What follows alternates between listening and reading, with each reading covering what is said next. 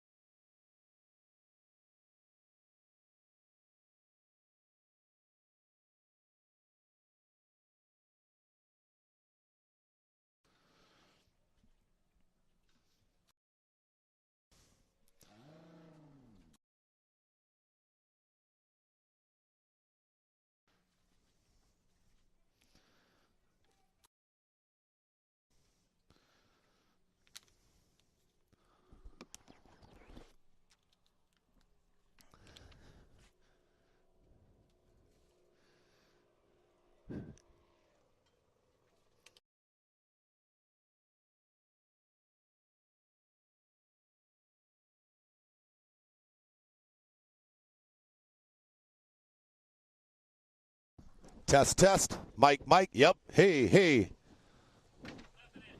I can't hear anything from here. I'm too far away from the speakers.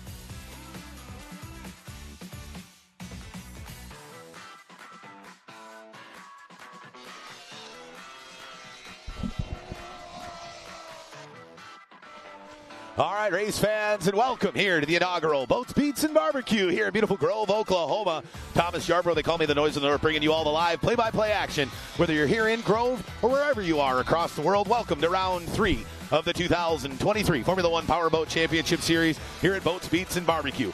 As we do every race, we've got our fast lap qualifying going on here on the shores of Grand Lake here in Grove, Oklahoma. Group 1 out on the water, this 52 of Chris Rinker, your newly crowned Formula 200 national champion from the APBA National Championships, as well as the 15 of Tim Kraft, the 190 of Dustin Terry, the 95 of Mark Welch, and the 12 of Sean Love.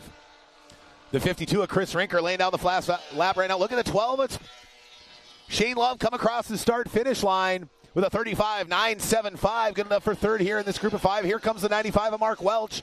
Welch is just a half a second off. And then the 15 of Tim Kraft comes in. Tim Kraft lays down the fast lap time at 27.73 for the number 15. Tim Kraft with that APX 200 Mercury competition 4-stroke on the back. Again, the 52 of Chris Rinker or the 190 of Dustin Terry knock off the 15 of Tim Kraft. Terry comes in with a 34.127, still way off the pace of the 15 of Tim Kraft. That might be a technical glitch in our timing system, and I have that take a look at it. It was very surprising to see the 52 of Chris Rinker 5 seconds off the pace. The 95 of Mark Welch comes across, lays down a 37.049, improves his time, but still 5th out of 5 here in Group 1 of these 3-group fast lap qualifiers.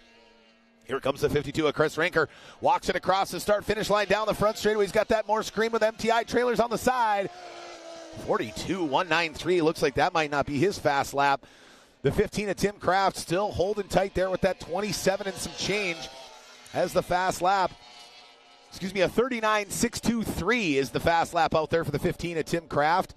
That was his last lap laid down. So still hanging on with that sub 30-second lap of the 15 of Tim Kraft. Just wondering if that's going to be a legitimate recorded time as he comes across the start-finish line again with a 37.40. You got to think that 27 and some change is not correct. So it looks like right now the 52 of Chris Rinker is your leader with that 33.829 here in Group A fast lap qualifying here at round 3 of the 2023 Formula One Powerboat Championship Series. We can see that great overhead shot from our drone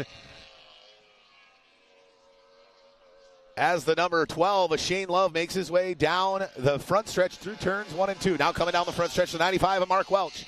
The man out of Wayzata, Minnesota, makes his way into the turn. Can he lay down a better lap? Yes, he can. He lays down a 36.915, really starting to bunch up here in Group A. The 52 of Chris Rinker with a 34.585. That pushes him 3/4 of a second ahead of the 190 Dustin Terry. Here comes the Black Beauty with the Ameristar roofing on the side, crossing the start and finish line. Not a great lap by him there, 42.101, keeping him off the pace and behind the 52 of Chris Rinker. Now Rinker we finally got everything corrected there. It looks like Tim Kraft is at 37.832 in his last lap. That's about normal. 34.585, the lap time to beat here as the 15 of Tim Kraft comes across the start-finish line one more time. Down into turn number 1. A little bit off his own pace. Now here comes the 190 Dustin Terry, 34.191. Ladies and gentlemen, we might have a new leader here in Group A qualifying with a 34.191 by the 190 of Dustin Terry. These guys got one final lap. Can they lay it down here? Coming out of turn number 4, the 15 of Tim Kraft. Walks it off at turn number 4. Now lays the hammer down on that APX 200. Competition 4-stroke Mercury outboard on the back. That Molgard hull's got it dialed in and screaming. Laying out a 37.409. That's going to leave him off the pace. Here comes the 190 of Dustin Terry. 33.959 going sub 34 seconds. Will that be enough to take the early pole position lead for qualifying heat racing later on today and tomorrow morning as they get the checkered flag? What a run there by the 190 in that Black Beauty, the Ameristar roofing of Dustin Terry. They call him the Dust Man, the young man out of Houma, Louisiana.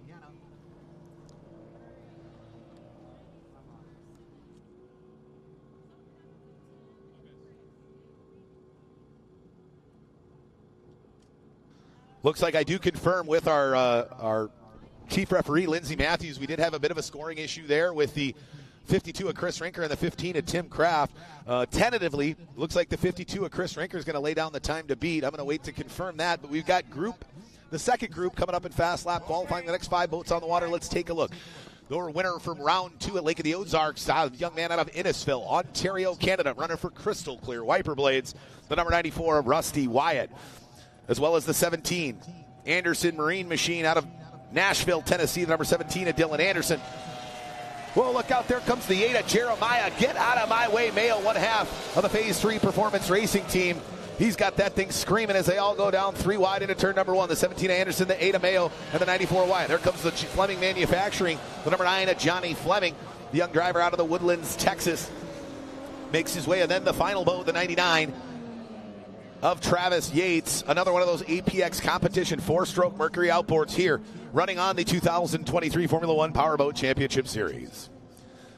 Who's going to lay down the fast lap as they finally gotten their 1-lap round? Here comes the time to beat, set first by the 94 of Rusty Wyatt. Let's take a look. He comes in at a 36.807. Anderson registers a 52.486. There's got to be something weird going on there. I don't know what's going on here with these transponders. But a 33.627 by the 9 of Johnny Fleming. And the 99 of Travis Yates with a 34.849. We've got these drivers stacked up all on top of one another here in Group B Group 2 fast lap qualifying here at Boats, Beats, and Barbecue on Grand Lake here in beautiful Grove, Oklahoma. The 94 Rusty Wyatt walks it across 32.237. We've got a new leader, ladies and gentlemen. The man who won round 2 is looking to go back-to-back here in 2023 and get himself back in the conversation for series champion, laying down a sub-33 second with a 32.237. That is going to be a tough time to beat. The 99 of Travis Yates comes by. Again, he's a little bit of a slower lap there as he's trying to find some clean water. These guys have to space themselves out, otherwise they're going to be running in rooster tails. But they're all trying to chase. The young man out of Innisfil, Ontario, Canada. That number 94, that white boat with the blaze orange trim, crystal clear wiper blades on the side.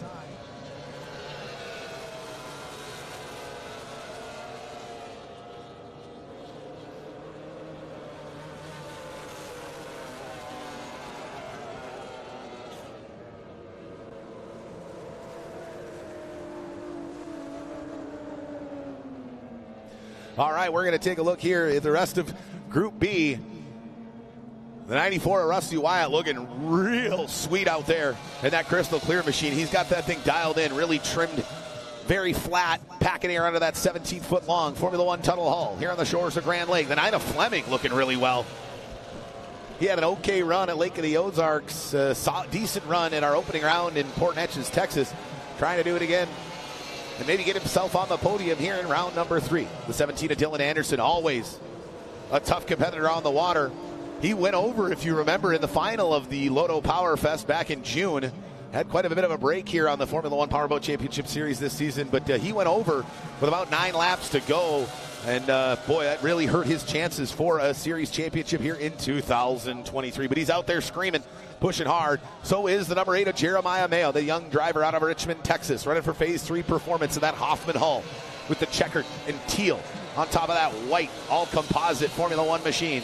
It's got it dialed in and screaming here on Grand Lake, pushing it hard out of turn number 2, now putting it on its tail as he's going wide back to the outside.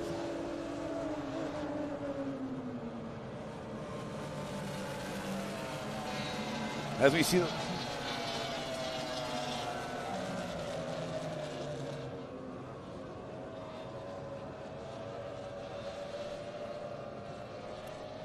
as the 94 of Wyatt now makes his way down the back straightaway, trying to lay down another fast lap. Can the 94 find himself on the pole as he works his way down to the north end of the course into turn number 3? As we swing back around to the other end of the course, we've got the 8 of Jeremiah Mayo and the 17 of Dylan Anderson going down the back straightaway as they try to lay down the fast lap. Who is going to knock off the 52 of Chris Rinker? Can anybody knock off the 52 of Chris Rinker? We did see a sub 33 second time, but confirming if our timing system's having some technical difficulties or if that's on spot, don't worry. We've got a backup timing system that we use in place just in case things like that happen. So we'll make sure everything is good to go. There's the 94 Rusty Wyatt walks across the start-finish line at the checkered flag. Here is the second group of qualifiers here in our fast lap qualifying here at round 3 of the 2023 Formula One Powerboat Championship Series. There's a great overhead shot there of the 94 of Wyatt working his way down the back straightaway. The 99 of Travis Yates comes by, and it looks like that might be it, as the 94 of Wyatt might have gotten one more lap in. I'm not really sure. He slowed down a little bit, I thought, but boy, he's got it dialed in as he comes across the start-finish line. He's continuing to push that white and orange crystal clear wiper blades machines to the top here as we start to set our grid for our first of 3 qualifying heats later on this morning. Again, for those of you just joining us here on the Formula One Powerboat Championship Series for round 3, welcome. We're here in beautiful Grove, Oklahoma on Grand Lake, the lake with the most shoreline of any lake in the United States, with 1,333 miles of shoreline, a series of dammed up rivers that have built a beautiful playground here in northeast Oklahoma. Really the beginning of the Ozarks as it works northeast up to Lake of the Ozarks and all the way through the rest of Missouri. But as a kid from Minnesota, definitely not what I expected when I came to Oklahoma. Reminds me a lot more of home than I expected. Rolling hills, beautiful trees. What a beautiful setting we've got here. And we've this racing all day. We've got concerts tonight, finishing up with Brett Michaels from Poison, rocking the shores of Grand Lake. So if you're here locally, make sure you make your way down here this afternoon, watch the conclusion of racing, and hang out for some great music by the likes of Brett Michaels and the rest of the rockin' lineup we've got here for day 1 of the 2023 Boats, Beats, and Barbecue on Grand Lake.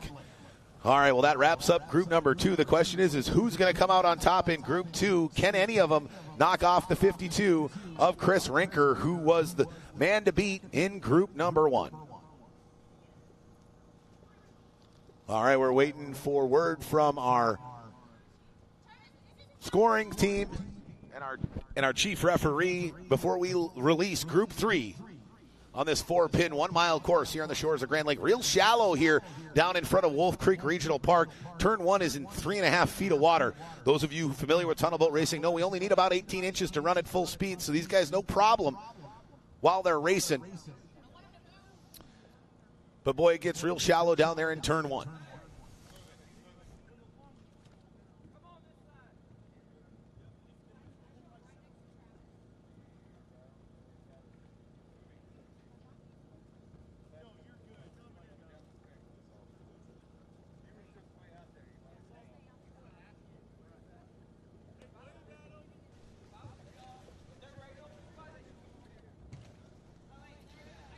You know, so happy to be a part of Boats, Beats, and Barbecue here, this inaugural event put on by Mid-America Outdoors. What a great company, Mid-America Outdoors, right here in the local area from Jay, Oklahoma. Mid-America Outdoors and the city of Grove, Oklahoma together are proud to bring you Boats, Beats, and Barbecue. Labor Day weekend on Grand Lake. The event is for the community and the benefits the community. All ticket proceeds will go to area nonprofit organizations and charities doing work to better the area in various ways. Please join us in supporting these organizations while having a great holiday weekend. All day today and Sunday, enjoy the exciting racing, and be sure to check out the barbecue teams in the Kansas City barbecue competition that's going on in conjunction with the racing and the concerts here this weekend. Enjoy the food trucks, let the kids play on the bounce houses. Starting at 2 p.m. each day, it's music festival time. Boaters can access the area after the races to line up for the festival and watch the concert from the water or on land. No boat, no problem. Live music stage will be accessible to spectators from the lake shore. Bring a swimsuit, grab a raft, and jump in for a full water festival experience. There's simple parking available at Wolf Creek Park. Huge shout out to the presenting sponsors, Can-Am, Ultimax Belts, and Good Boy Vodka. Stop by and say hi to Ultimax Belts, along with Mid-America Outdoor Ambassador Terry Madden and his custom-built endurance race car in the food truck area. All right, we've got Group 3 out there, green flagged on the water. And we got a couple of top competitors here in Group 3 coming across the start-finish line. And the other half of the Clover Construction team, that's the number 24 of Spencer Love. Can he be your winner here at the inaugural Boats, Beats, and Barbecue Round 3 of the 2023 Formula One Powerboat Championship Series?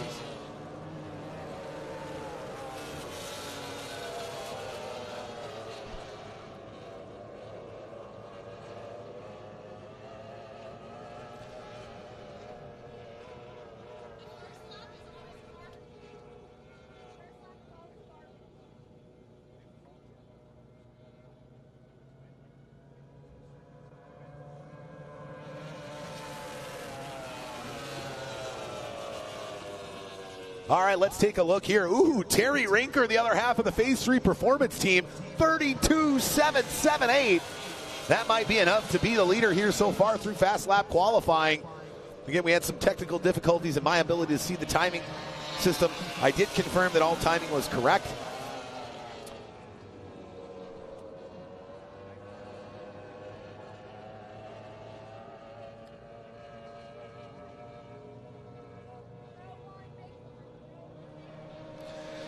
Let's see here, right behind him, the 59 of Tyler Welch with a 34.593, about a second and a half or so off the pace. He's got to ratchet it up a notch as he comes across the start-finish line again. 33.871, the young man out of Wayzata, Minnesota is really starting to up his game. I got to say, 2023 has been a phenomenal year for the 59 of Tyler Welch. He's really starting to figure out that Baba Hall.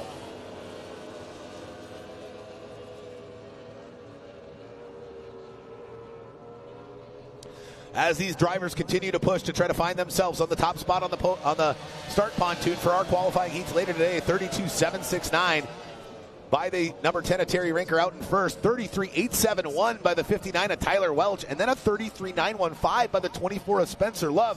Where did Tyler Welch come from, ladies and gentlemen? Looks like he brought the heat from Minnesota here to Grand Lake, and looking to mix it up with these rest of the drivers here on the Formula One Powerboat Championship Series here at Round 3, Boats, Beats, and Barbecue on Grand Lake. We got the white flag out, so the last lap of fast lap qualifying here. The 24 of Spencer Love comes walking across the start-finish line. Can he move himself up ahead of the 59 of Tyler Welch?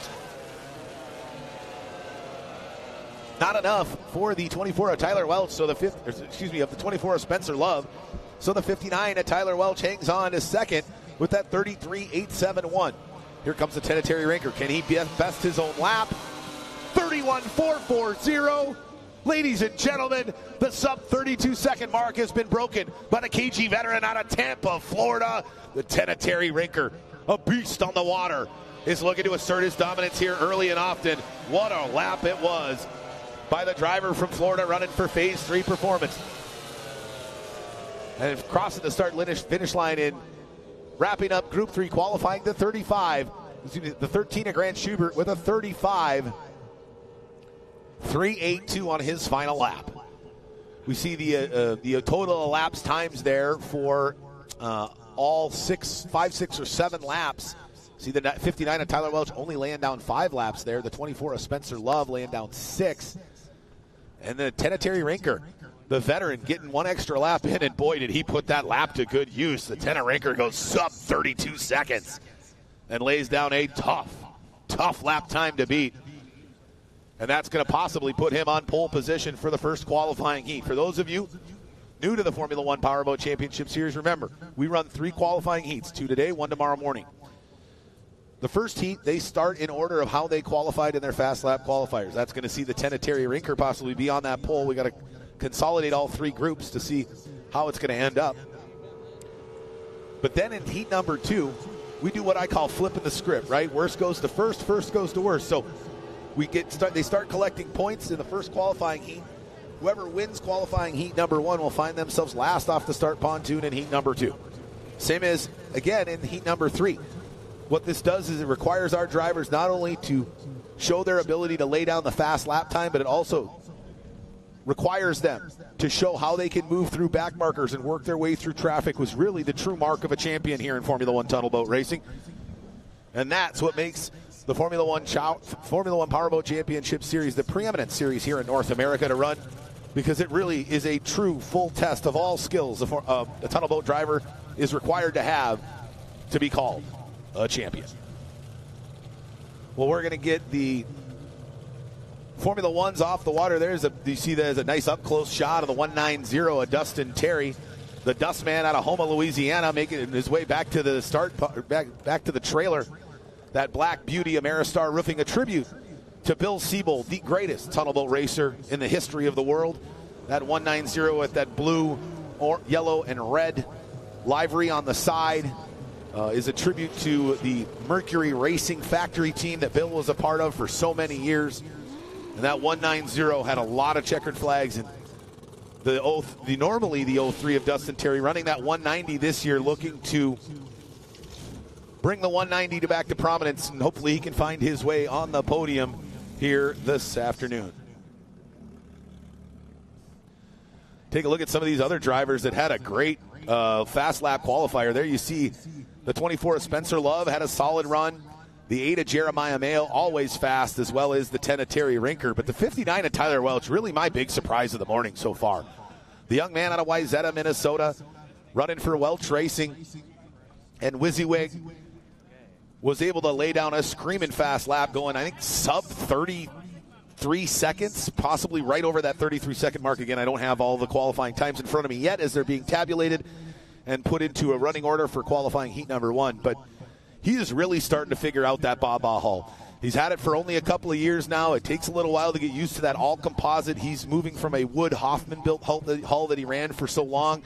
But he has really got that thing dialed in. I would not be surprised if you saw the 59 of Tyler Welch living inside the top 5 in the first of 3 qualifying heats there. We could zoom back out. The 8 of Jeremiah Mayo's hatched. The young man out of Richmond, Texas, hanging out here right next to the judges' stand and myself here.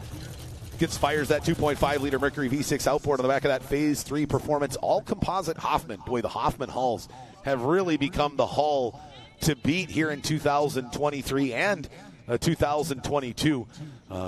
They've really started to take over on the series. We've got 3 or 4 of them out here this weekend. We're missing a couple of them due to some racing accidents at the American Powerboat Association National Championships last weekend.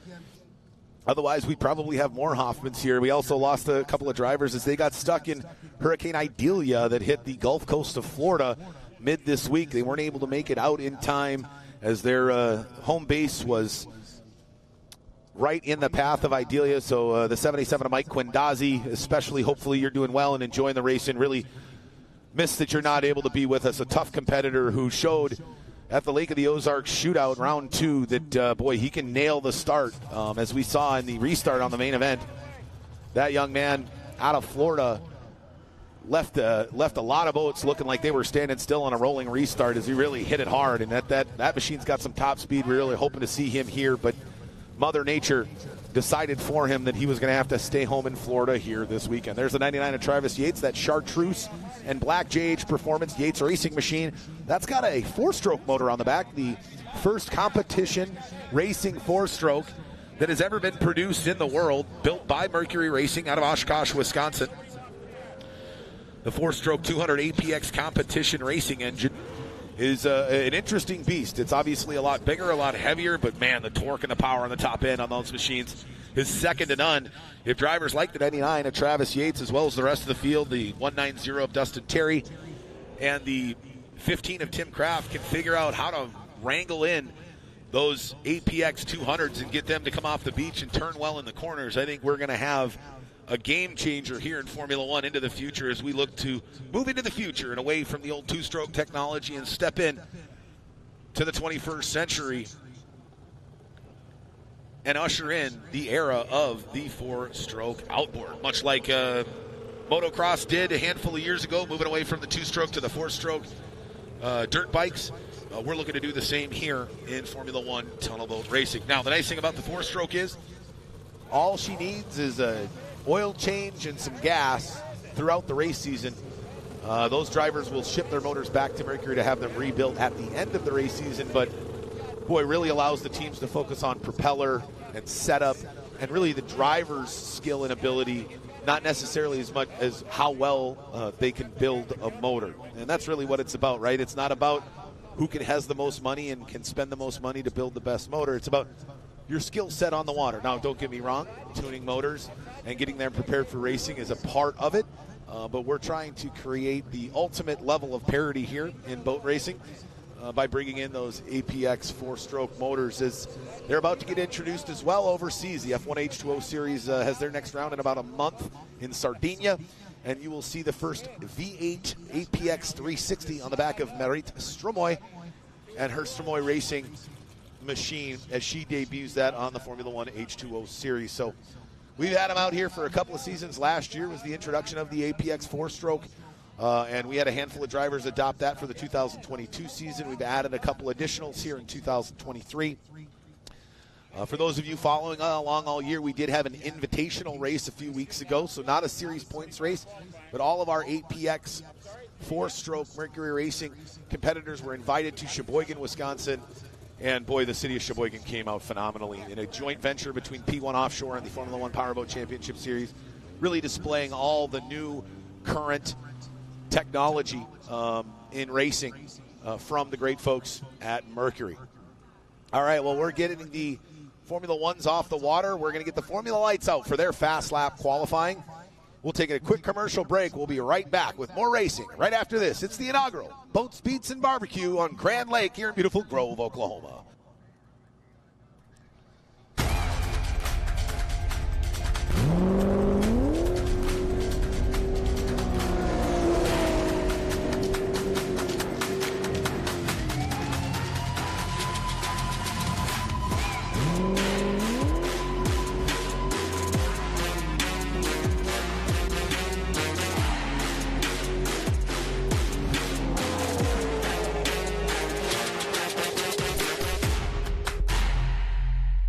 VP Racing Fuels has been the official fuel of racing for over 45 years. But VP isn't just race fuels.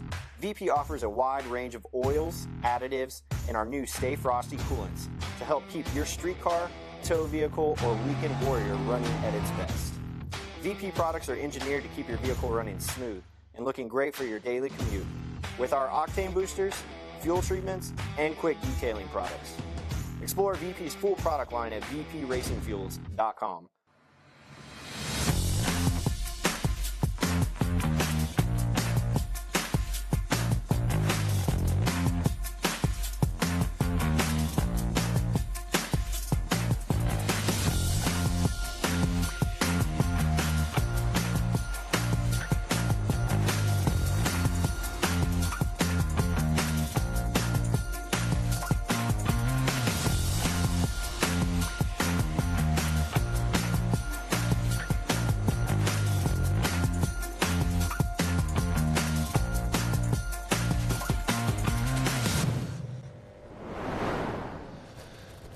All right, continuing to thank our great sponsors that bring the Formula One Powerboat Championship Series to the races throughout 2023. JH Performance Boats. Custom, handcrafted, shallow water bay boats built with the highest quality materials. Racing Communications. Their radios for racing. Seabold Sports. World champion powerboat racing since 1939. Moto Marketing Group. Moto Marketing Group provides award-winning advertising and strategic marketing solutions to any size company or team. With one-on-one service and consulting, Moto Marketing Group excels in racing and sports marketing, advertising, and design. And they have a track record to prove it. From boats to cars and motorcycles, if it has an engine, they can make it scream. Seaway Marine. Seaway Marine is your one-stop dealership for current and vintage outboard and stern drive parts. They make specialized and hard-to-find and no longer available new old stock for Johnson, Evinrude, Yamaha, Gale, Mercury, Force, and Chrysler outboard motors, as well as OMC, Mercruiser, and Volvo stern drives and engine parts from Chris Craft. Check out Seaway Marine online at seawaymarine.com, your one-stop boat motor shop. And Excel Sports, the official apparel provider of the Formula One Powerboat Championship Series. Your passion drives us to excel. All right, we've got more. Looks like we might have all our Formula Lights out on the water, and they're getting ready to go. We're just getting the rest of the Formula One boats off of the race course so we can allow our drivers in the Formula Lights class to get out on the water. A little bit different than the Formula Ones. These boats running two-cylinder, 45 cubic inch OMC outboards on the back, and they're still doing 80-plus miles an hour. These are the mighty boats that could. Not a whole lot of power plant on the back, but the design of the Formula Light and that tunnel hull that allows it to lift that boat up out of the water can see these Formula Lights, again, reach speeds in excess of 80 miles an hour here on the shores of Grand Lake.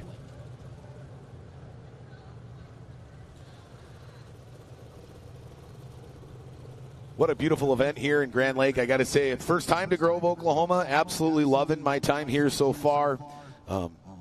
Funny story there as we see the 59 at Tyler Welch, young man who had a phenomenal fast lap qualifier here as he was in Group 3. But Here's what really stunts me. I live in Minneapolis, Minnesota, 6 hours from Canada. I came to Grove to cool down. 98 degrees in Minneapolis today, I think, 100 tomorrow. And, boy, we couldn't ask for better weather here on Grand Lake. We're going to be, maybe high 80s to 90, but for this part of the country this time of year, I think that's a little bit of a break in the heat for most. A large contingency of our competitors hailing from Florida and the southern Gulf Coast and Texas. Now, they've been dealing with some very high temperatures all summer long, and they're enjoying the reprieve here as well. So you can see there on the start pontoon, there's the 35 of Mark Schmierbach, your defending series champion and points leader. He's looking to go back to back to back with a three-peat here in 2023. Can he do it here in round two? In round one, he collected the most points, but he did not win the main event as he watched the 18 of Jason Nelson pull a nifty little move down in the south end of the course in our opening round in Port Neches, Texas, and ran that all the way to victory. Can the 35 of Mark Schmierbach get back on top of the podium here at Boats, Beats, and Barbecue on Grand Lake? You see the big Jumbotron there and the big stage. It's going to be rocking starting at 3 p.m. today all the way till 9 p.m. with the night wrapping up with the great Brett Michaels of Poison jamming out here on Grand Lake in Northeast Oklahoma.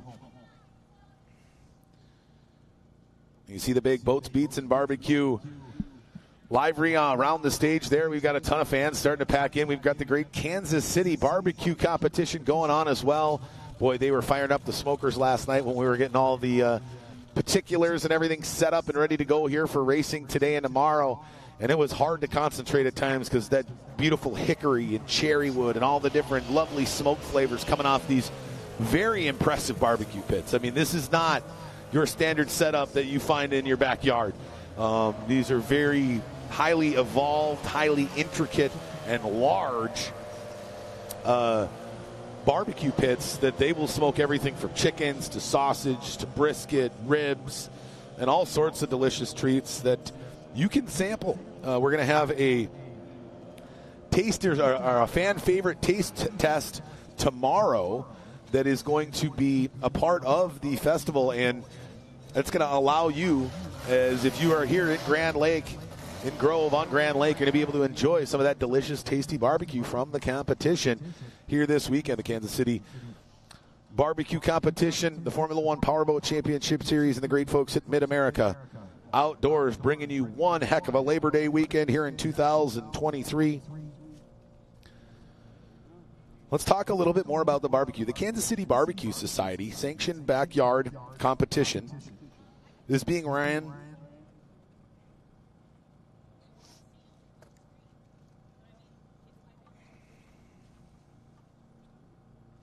There we go. Sorry about that. Is being ran by the Oklahoma Barbecue Society, the number one ranked Kansas City, the number one KCSB backyard team, along with several other top 25 teams here competing for great payouts, including the People's Choice Award Saturday and Sunday. Saturday from 1 to 3, event attendees can purchase a $10 barbecue plate. So not just on Sunday, but tomorrow as well, you can get a $10 barbecue plate from the ticket booth. Head to the main serving area for a blind taste test of the team's pulled pork entries. Sunday from 12 to 2, you can purchase that same $10 plate from the ticket booth and head around to meet the teams and sample their outlaw-style Chef's Choice dishes. You can place your votes in the main serving area for who you think has got the best pulled pork and the best outlaw-style Chef's Choice dishes. You know, I mentioned earlier that the great folks at Mid-America Outdoors putting on this event to give back to their local community. Mid-America Outdoors, based out of Jay, Oklahoma, just 10 minutes south here at Grove, just south of beautiful Grand Lake, wanted to give back to their community. And so many organizations that are out there that put on events like this, from car racing to concerts to anything. You don't normally see an organization step up and say, you know what, we're going to spend a bunch of money, we're going to put on an event, and we're going to give all that money to other people to help our community. And that's a real big thing. And I commend the great folks at Mid-America Outdoors for stepping up and recognizing that they wouldn't be who they are without the great folks here in the Grove J community, and they really wanted to give back. And these are some of the nonprofits that are going to benefit from Boats, Beats, and Barbecues. We are proud to be partnered with several area nonprofits and charity organizations. Meet them and learn about their missions while here at the event. So come on down. Located around the nonprofit tent setup near the food trucks. Use the tickets you were given at the booth to vote for your favorite group to be supported with the proceeds from the event. So, nonprofits, make sure you're taking care of your fans out there that stop by, because they're going to be voting for who the best nonprofit is. But the partners for the 2023 event: Community and Crisis Center, Delaware County Children's Special Advocacy Network, Grand Nation, Grand Warriors Club, Grove Rotary Foundation, Harbar Village Museum, the Lindenwood Gardens, Oasis Animal Adventures, Second Chance Pet Rescue, and Teen Challenge of Oklahoma and Adolescent Centers. All right, we are back underway with racing here as the 21 of Jose Mendana Jr., the young man out of Tampa, Florida, running for Mike Scott Plumbing, starts things off and gets us underway here in fast lap qualifiers in the Formula Lights class. All right, now these first laps that you're going to see come across the ticker with their lap times, don't count those, because a lot of times these first laps, they take a little bit longer to get around the course as they're just trying to get the feel for it, right? And again, they may run 7-8 laps, but only 2 or 3 of them are really their fast laps with a 38.522. There's the time to beat. Let's see, here comes the 35 of Mark Schmierbach, your leader in 2022. He goes 44.662. See, that's why you got to kind of throw out that first lap. They'll go really wide around the course to build up a lot of speed before they lay down. And here comes the 14 of Tyler Peterson just flashing in front of the screen there as we stay on the 35 of Mark Schmierbach, going down the far end of the course, as well as the 21 of Jose Mendana. He goes way off the course, now looking to kind of build up speed and set a second lap as he's the man to beat, the time to beat with a 38.522. Here comes the 35 of Schmierbach. He tails it off at turn number 3, now crossing the start-finish line. A 37.13. So the 21 of Mendana not even close to that time, as again that was his first lap, so you got to throw that out. Now here comes the 14 of Tyler Peterson. He goes 32.216, 2 seconds off the pace of the 35 of Schmierbach. Now here comes the 21 of Mendana as we've got that first half of our Formula Lights field here in Grove, Oklahoma. We would have had more, but those of you who watched the APBA National Championships, there was carnage in Formula Lights, and we lost a large chunk of our competitors. Great overhead shot there as he comes off at turn number 2. Down the backstretch, can the 21 of Mendana knock off the man out in front, the 35 of Mark Schmierbach? Or can it be this man, the young man out of Minnesota, with a 31.962, a little bit better, but not enough to knock off the 35 of Schmierbach? Here comes Schmierbach across the start-finish line. Can he improve? No, he's got that, again, long lap time because he was out trying to build up speed. So we'll see what he does next time around. Jose Mendana goes 36.86. We've got a new fast lap qualifier, 36.86 by the 21 of Mendana, the young man out of Tampa, Florida. One half of the Mike Scott Plumbing team. We'll see his teammate, the 27 of Steve Lee, in the other half. But can the 35 of Schmierbach knock off the man that's out in front? Now you see him come off at turn 4. Here comes the 35 of Schmierbach, fast lap qualifiers. He goes across the start-finish line, 36.55. They just keep knocking each other off here in Formula Lights. Now the 21 of Mendana and the 14 of Peterson are going to get word that the 35 of Schmierbach is the new fast lap. Peterson gathered up speed. Now he's going to go for one final run. So does Mendana. Here comes Mendana. Can he knock off the 35 of Schmierbach, or will it be the 14 of Peterson? There you see Peterson flashing in the background there, out of turns 1 and 2 already. Schmierbach done. He's going to let these guys try to beat him as he's going slow around the course. There goes Mendana out of turn number 1. Now puts that all-white Mike Scott Plumbing Grand Prix Formula Light on its tail. Pushing hard, packing under air, 65, 70, 75, 80 miles an hour. But here comes the 14 of Tyler Peterson. Can he knock off the 35 of Schmierbach? No, with a 31.764, his best time, but only good enough for third. Now here comes the 21 of Mendana. He goes tight off at turn number 4, slides it wide to the outside, coming down the front stretch. Can he be our new leader here in Fast Lap Qualifier? 39.72, not quite enough to knock off the KG veteran out of Greenfield, Wisconsin, the running for Pizza Inn, the number 35 of Mark Schmierbach. Ooh, what an intense run that was. I have a feeling. Oh, looks like we might have one more here. The 14 of Tyler Peterson's going to get one last crack at it. And he goes 31.636. So every lap time a little bit better for the 14 of Tyler Peterson, but could not break that sub-31-second mark and finds himself third out of three in the first half of fast lap qualifiers here in Formula Lights. The other half of the Formula Lights class here, again, lots of carnage from the APBA National Championships. I know the 24 of Shelby Love, part of the Clover Racing team, was really looking forward to Boats, Beats, and Barbecue. Unfortunately, took a really heavy hit at the Nationals that did some damage to the point where her boat is non-repairable. So they're not even going to put that boat back together. They are just going to look at acquiring her a new hull for 2024, but she couldn't be here, and a host of other drivers that ended up with some pretty bad damage. But here we go. We've got Group 2 out on the water. The 29 of Jared Jensen, the 27 of Steve Lee, and the 78 of Marshall Gildermaster. Can any of them knock off the 35 of Mark Schmierbach and lay down a sub 30.5 second lap? Because that's what they're going to need, as Schmierbach laid down a 30.655 to be the man out in front so far here in fast lap qualifiers and Formula Lights. There we're following the 29 of Jared Jensen. That's the Go Boat Racing Island Lake Marine machine out of Denver, Colorado, as he walks that pew, orange and gray, across 35.470. Again, that's the first lap, so he's just still kind of picking up speed. Here comes the 27 of Steve Lee down the north end of the course as we stay with the 29 of Jensen. You see in the background there's the 27 of Steve Lee crossing the start-finish line. He goes 51.303, right, trying to build up a lot of speed. And then the final boat in the group here coming out of the turn there, wide out of turn number 4. That's the 78. The driver out of San Antonio, Texas, the number 78 of Marshall Gildermaster. Now here comes the 29 of Jared Jensen. This is going to be his real first lap, 31.754. Below the 32-second mark, but he's going to have to break that sub-31-second barrier if he wants to be in the conversation for a podium finish here this weekend. Now coming out of the turn number 4 off the first start-finish line, here's the 27 of Steve Lee. Lee goes 31.883 in his first complete lap here in the Formula Lights fast lap qualifying. There goes Lee. Now he's trying to lay down another lap. Now here comes the 78 of Marshall Gildermaster, first-year rookie in Formula Lights, goes 36.795. You'll notice that silver machine looks eerily similar to the 14 of Tyler Peterson. That's because they are both Danish-built Molgard hulls. Now we are on top of the 27 of Steve Lee. He goes tight on the turn number 4.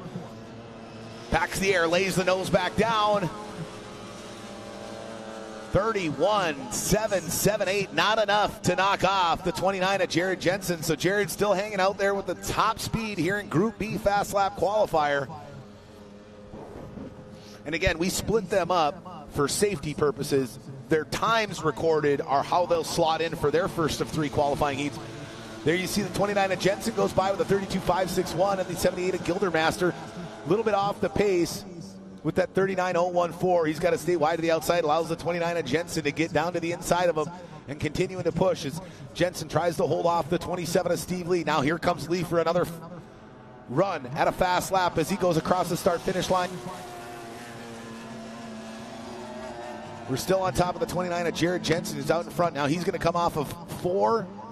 Can he beat his own time? He crosses the start-finish line. 31.90, not enough to beat his best lap time out there, but can the 27 of Steve Lee do what he couldn't last time around? He goes into turn number 3. That blaze orange and blue Florida Gators looking style. Mike Scott Plumbing Formula Light goes down out of turn number 4. As the white flag goes out, he's got one more crack at it.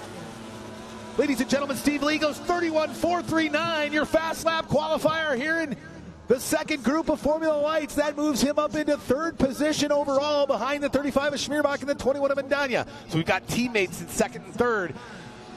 But that thorn in their side, the man from Greenfield, Wisconsin out in front, can the 27 of Steve Lee do what his teammate couldn't in Group 1? Gildermaster goes 36.808, still off the pace a little bit. Here comes the 27 of Lee, goes across the start-finish line. 31.745, not enough to beat his own best time. That's going to end him up in 3rd. Here in fast lap qualifying with the 29 of Jared Jensen, trying to knock him back off as we got our final run here through Formula Lights. Here comes the 29 of Jensen. He puts it on its tail, way up on its tail. 31.613, and not enough to knock off the 27 of Steve Lee in his fast lap qualifier in the second group here in Formula Lights. Well, that's going to wrap up fast lap qualifying here in Formula Lights. We had a great competitive run in Formula One. We'll take a look here in a little bit and see what that starting order looks like for their first qualifying heat. But up next, the Tri-Hulls. Bumper boats at 65 miles an hour coming up here at the inaugural Boats, Beats, and Barbecue on Grand Lake. It's the Formula One Powerboat Championship Series, Round 3, here in beautiful Grove, Oklahoma.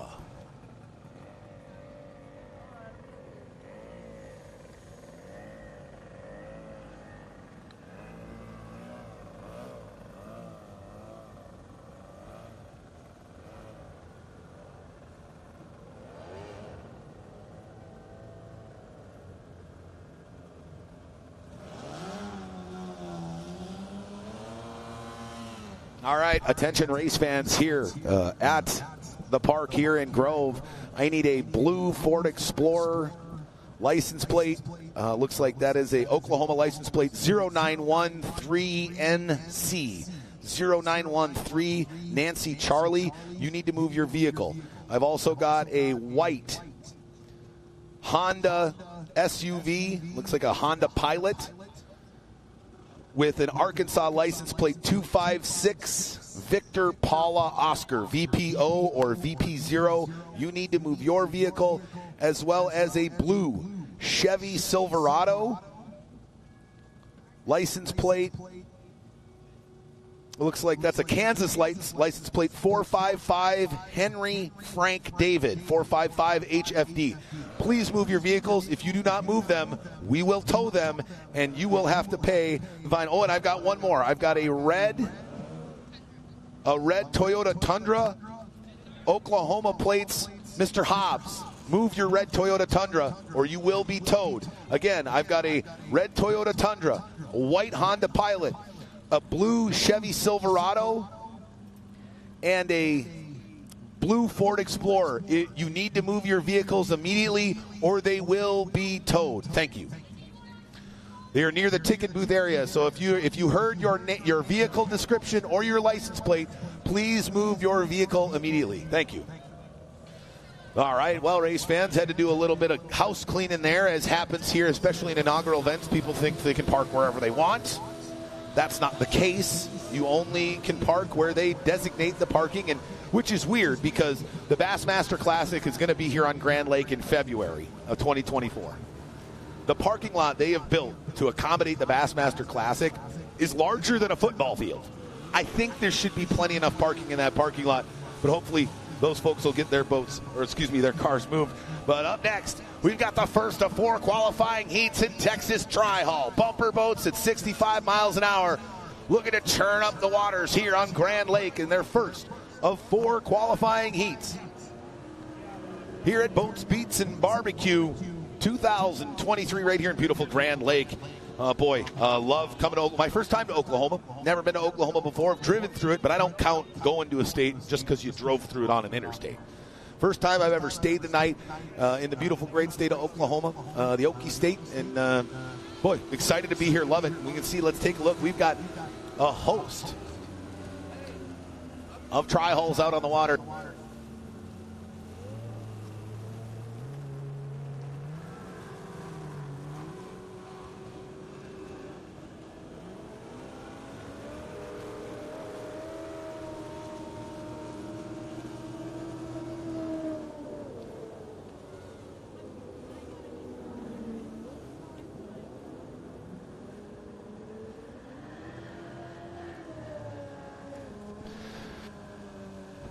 All right, again, we've got the Kansas City Barbecue Society here putting on an unbelievable competition. You should smell it from where I'm at. It's a mixture right now of barbecue smoke and 2-stroke gasoline. Two unbelievable smells. You put them together, that's a great little Saturday afternoon here on the shores of Grand Lake. We got barbecue, and we got concerts going on tonight. Rock night tonight starting at 3 with Dead Metal Society, Midwest premier 80s hair metal tribute band.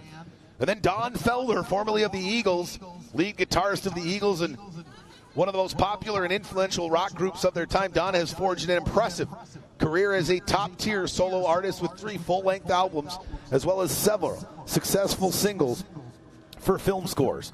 And then rounded out tonight, Bret Michaels, formerly of Poison, fresh off his Hit Stadium Party Garage tour. Brett bringing his electric show to Boats, Beats, and Barbecue with all the killer Poison hits and no filler. You know, and he loves coming back here because this is home for him, right? He's from this area of the country. He loves the people here. He loves to come back. And, you know, they had a chance to talk to the folks at Mid-America Outdoors, and they said in all the events they've put on and all the musical acts that have been a part of their events, nobody has been more involved and more excited than Brett Michaels. So excited to come here to Grand Lake and to Grove, Oklahoma, and help be a part of giving back to the local Oklahoma community here in Northeast Oklahoma. Very excited to be here, and he's going to put on one heck of a show tonight. Again, Brett Michaels capping off Rock Night here, the first of 2 nights of music after the conclusion of racing here at Boats, Beats, and Barbecue. Tomorrow is going to be Country Night.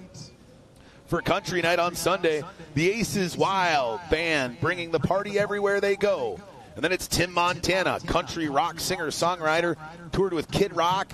ZZ Top's going to be right there in the middle. And closing out the night, the Lax, country rap duo based in Baxley, Georgia, started by Clay Sharp and Brian King. Over a decade ago, they combined their styles of country, southern rock, rap, and blues to form their own unique style and sound. So we got 2 jam-packed days of racing, 2 jam-packed days of concerts. We got barbecue, we got sunshine. What a great way to spend your Labor Day weekend here in 2023. There you see one part of the Rinkers 3 here in the Tri-Hull division of the Formula One Powerboat Championship. That's the 37 of Mason Rinker. Boy, he had a doozy of a battle at the last round on the Formula One Powerboat Championship Series at the Lake of the Ozarks shootout, or Lodo Power, excuse me, not the shootout, Power Fest. Lake of the Ozarks shootout happened last weekend with some unbelievable runs, but early June, the Lodo Power Fest saw the Offshore Powerboat Association in conjunction with Formula One Powerboat Championship Series put on a great weekend of racing there up in Lake of the Ozarks, just about 3.5 to 4.5 hours northeast of here. So that was at the north end of the Lake of the Ozarks. We're now here at the southern end of the Ozarks in this beautiful Grand Lake, which is 1,333 miles of shoreline. I believe the next largest in the United States is like 850 miles. Talk about a lot of shoreline to enjoy your Labor Day weekend, and we're so excited to have all the people down here. We got the Tri-Hulls out on the water, and these guys do a little bit different than we do in Formula Lights and Formula One. They do 2x2 rolling starts. So let's take a look at our starting lineup for qualifying heat number 1 here in Tri-Hull. On the inside of row 1, your reigning American Powerboat Association national champion in Tri-Hull out of Richmond, Texas, running for JH Performance Boats, the number 13 of Grant Schubert. On the outside of row 1, running for Island Lake Marine and Go Boat Racing out of Meade, Colorado, number 93, J.B. Jensen. On the inside of row 2, coming back to his roots here for Boats, Beats, and BBQ, running for Ameristar Roofing out of Houma, Louisiana, number 6, the Dustman, Dustin Terry. On the outside of row number 2, again, one part of the Rinkers 3 here in Tri-Hull. In that number 52 Rinkers Boat World machine, Tanner Rinker. On the inside of row 3, running for Just Send It Racing out of Richmond, Texas, the number 88 of Josh Wells. On the outside of row 3, another part of the Rinkers 3 here in Tri-Hull, the brother to the 52 of Mason Rinker, the number 37. Excuse me, the brother of the 52 of Tanner Rinker, the number 37 on the outside of row 3 there, 37 of Mason Rinker. On the inside of row 4, your defending Tri-Hull champion. He finished second at the National Championships by a nose just a week ago in Springfield, Ohio. They call him the Dude. Coming straight out of Hemlock, Michigan, number 17, Neil Marsh. On the inside of row 4, they call him Mullet. He's from Richmond, Texas. And they call him Mullet because he rocks the mullet. Man, he's got a Fu Manchu that rivals the 17 of Dylan Anderson, one from the Formula One class. But in the 8th position, on the inside of row 4, the 69 of Cole Waring. Sorry, the outside of row 4. On the inside of row 5, and that number 26 machine out of Richmond, Texas, the 26 of Briston Sherman. And rounding out the field at 80 years young, they call him Scary Jerry, running for McLean Trailers, number 10, Jerry Rinker. All right, we're going to see these boats go 2 by 2 down the backstretch. They're going to come around, and once you see that jet ski peel off, oh, I apologize, in 11th position, last off the pack is the number DD1, the DD1 of Andy Miller, running in that Rockin' SM Services machine. A rookie here, his first race in 2023. We're going to get him all lined up there 2 by 2. Looks like the DD1 of Andy Miller hanging way back off the pace. I don't know what's going on with him. He better get up there.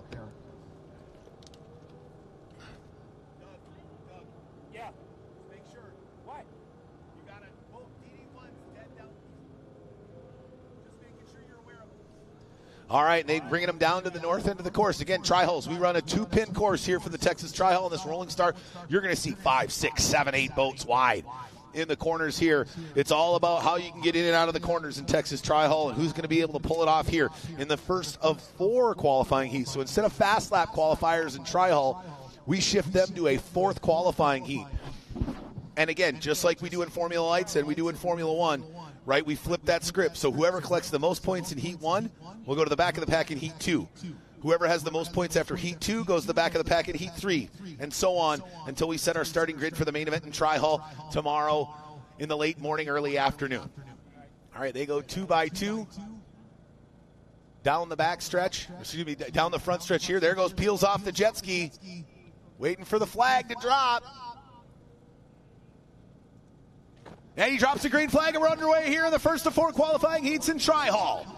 On the inside, your pole sitter, the 13 of Grant Schubert, getting a good hole shot there as he's going to have that inside line, holding off the 93 of JB Jensen.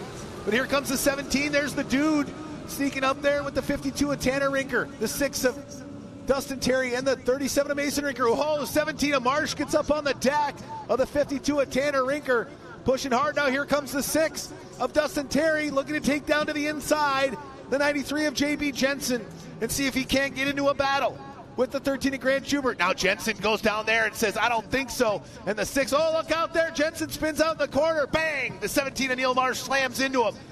As we got him wadding up down to the north end of the course, the 6 of Dustin Terry just slid down to the inside, gave a little kiss to the 52 of Tanner Rinker, and scooted right by him there on the north end of the course. Now, oh, watch out, Mason Rinker getting together with the 93 of JB Jensen as they come out of the south end of the course. And these guys are all over the place here on the shores of Grand Lake. That's why we call it bumper boats at 65 miles an hour. As our leader, the 13 of Grant Schubert, comes off of turn number 1. Whoa, getting a big air as he comes out there. Now look out. The 6 of Terry. Then it's followed by the 17 of Neil Marsh in third. In fourth, the 26 of Briston Sherman. What a move by that young man. And then here comes the 88 of Josh Wells as that 93 of JB Jensen looks like he's struggling with some motor issues. And oh no, 2 of the Rinkers, 3 struggling down in the corner. Now we got a battle for first. On the inside, it's the 6 of Dustin Terry. On the outside, it's the 13 of Grant Schubert. Ladies and gentlemen, after a multi-year hiatus from Tri-Hull,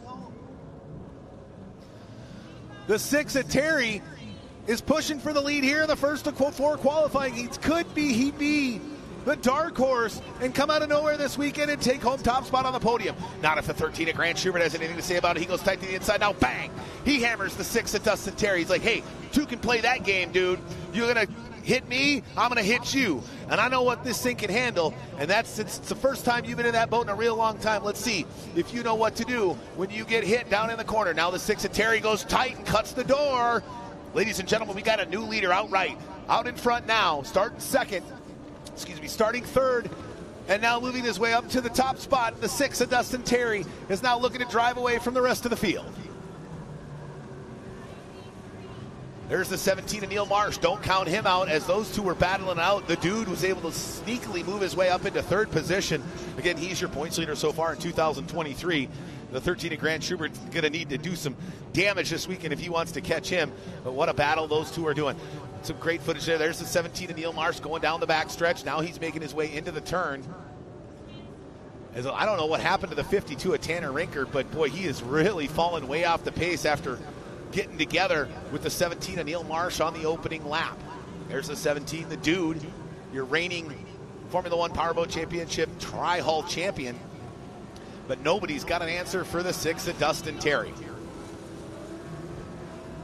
Holy cow, is that young man just absolutely boogieing out there with that Ameristar roofing machine.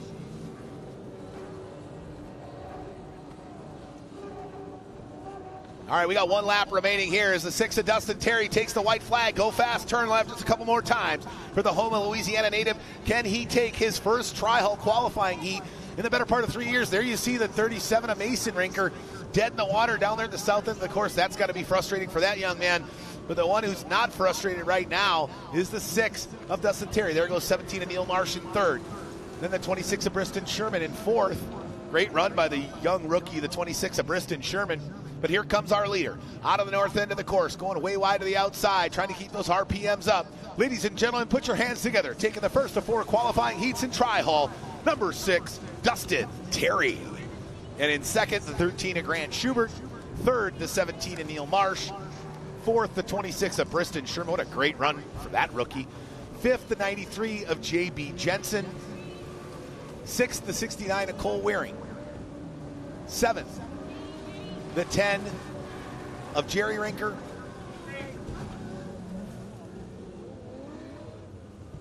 Sorry, 8 is the 10 of Terry Rinker. 9th, the 88 of Josh Wells. 10, the 52 of Tanner Rinker. And then the 37 of Mason Rinker, who went dead down in turn number 1, and rounding out the field, rookie out of Disney, Oklahoma, right here on the shores of Grand Lake, the DD1 of Andy Miller. Great run there by the 6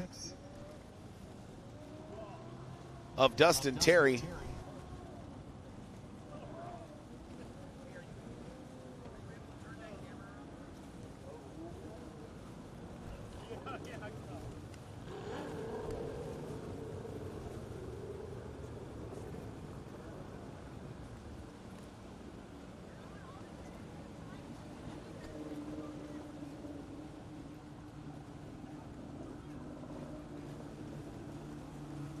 All right, well, hopefully we're going to have a chance to chat with the 6 of Dustin Terry, but, boy, we had some chaos as we normally do there in Texas Tri-Hull. Let's take a look at a replay early on. There was some pandemonium down in the corner.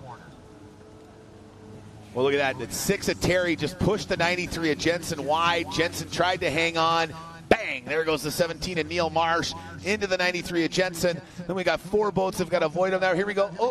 Oh! Jensen almost gets together with the 52 of Tanner Rinker, and they run it all the way down the front stretch. But boy, what a run it was there for the 6 of Dustin Terry. Was hoping to have a chance to chat with him, but pulling double duty here at Grand Lake. He's got to jump back in his Formula One machine for their first of 3 qualifying heats, as we're going to get the Formula Ones loaded back into the water here as we continue the opening day of the inaugural Boats, Beats, and BBQ here on Grand Lake in beautiful Grove, Oklahoma. Again, we wouldn't be able to do this without the great folks at Mid-America Outdoors.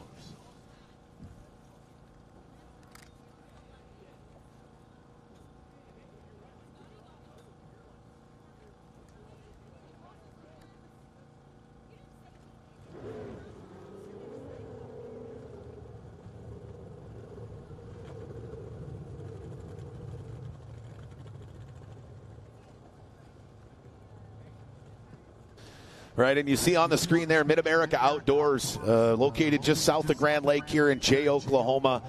Boy, what's amazing things this organization is doing. We actually are partnering with them here for 2 events in 2023.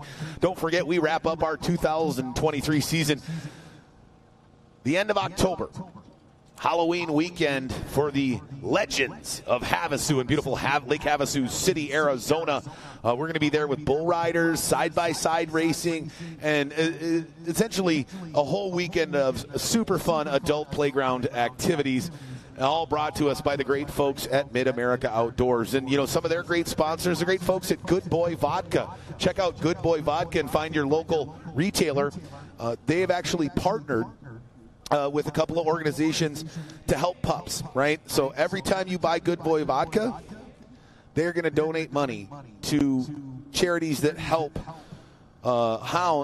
provide dogs to military veterans dealing with post-traumatic stress syndrome. So you got to love the great folks at Good Boy Vodka. They're heavily invested in Mid-America Outdoors. They're heavily invested in boat racing, and we appreciate the great folks at Good Boy Vodka. And then there's Can-Am.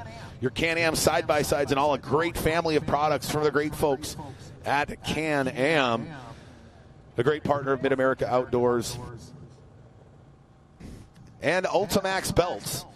The safest belts, performance belts by Timken, the #1 choice for belts in all your side-by-sides and off-road vehicles. Again, the great folks at Mid-America Outdoors and their awesome partners here bringing us to Grand Lake in 2023 here at the inaugural Boats, Beats, and Barbecue. All proceeds going to local charities here in Northeast Oklahoma. So wherever you are from in the area, if you made your way down from Joplin, thanks for coming down and hanging out. If you made your way up from Tulsa, we're super happy that you're here. And we're super excited to be able to be part of an event that gives back so much to the community from the great folks at Mid-America Outdoors. Well, we're going to take a quick commercial break. Thank our Formula One Powerboat Championship sponsors here. We'll be right back with the first of 3 qualifying heats in the Formula One class here at the inaugural Boats, Beats, and Barbecue on Grand Lake in beautiful Grove, Oklahoma.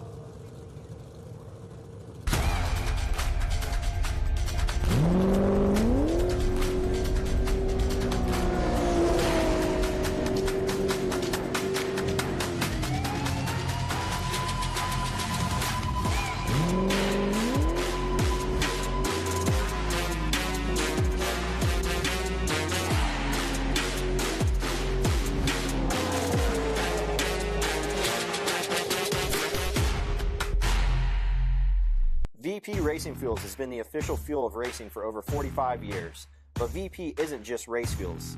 VP offers a wide range of oils, additives, and our new Stay Frosty coolants to help keep your street car, tow vehicle, or weekend warrior running at its best.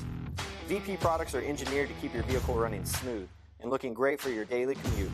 With our octane boosters, fuel treatments, and quick detailing products. Explore VP's full product line at vpracingfuels.com.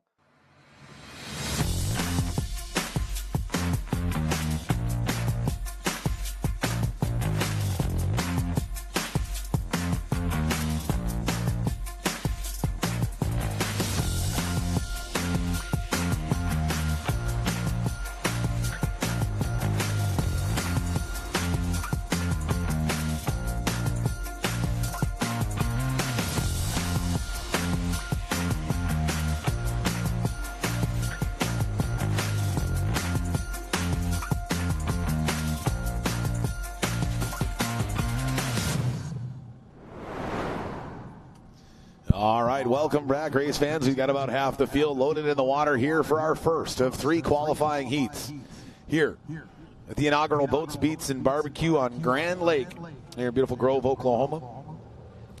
Again, all proceeds benefiting nonprofits here locally from Community Crisis Center, Delaware County Children's Special Advocacy Network, Grand Nation, Grand Warriors Club, Grove Rotary Foundation, Harbor Village Museum, Lendenwood Gardens, Oasis Animal Adventures, Second Chance Pet Rescue, and Teen Challenge of Oklahoma Adolescent Centers. These great nonprofit partners are going to benefit immensely. So if you're here, wherever you're watching from, if you hop in the car, even if it's an hour or two, come on down to beautiful Grove, Oklahoma. We've got concerts tonight. We've got concerts tomorrow. Tonight, Brett Michaels, formerly of Poison, rocking the doors off of Grand Lake here tonight. And we've got Kansas City barbecue competitions going on all weekend long. You can pick up a $10 plate and taste some pulled pork today, some Outlaw Chef's Choice tomorrow. They're going to be smoking ribs and brisket and all the delicious things that you see in a typical Kansas City barbecue competition.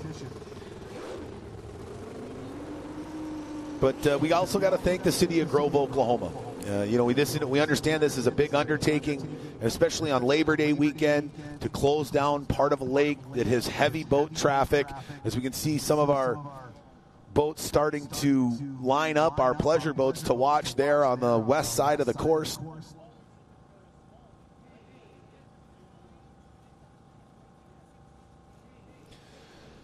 And again, right, we hope the place is lined up with spectators all day. And as we take down our race course after racing concludes today, all those boats are going to come down and ascend down in front of the stage here. Again, no boat, no problem. Don't worry about it. Bring your swimsuit, bring a raft. You can float your way down to view from the water or on land. There's going to be plenty of room to be able to watch from the land as well. Super excited for the great event we got going on all day long. But I'd love to take a look at our fast lap qualifiers from earlier today, as we had the three groups, right? So we didn't have them mushed together. And I want to go through and take a look at what ended up transpiring. Boy.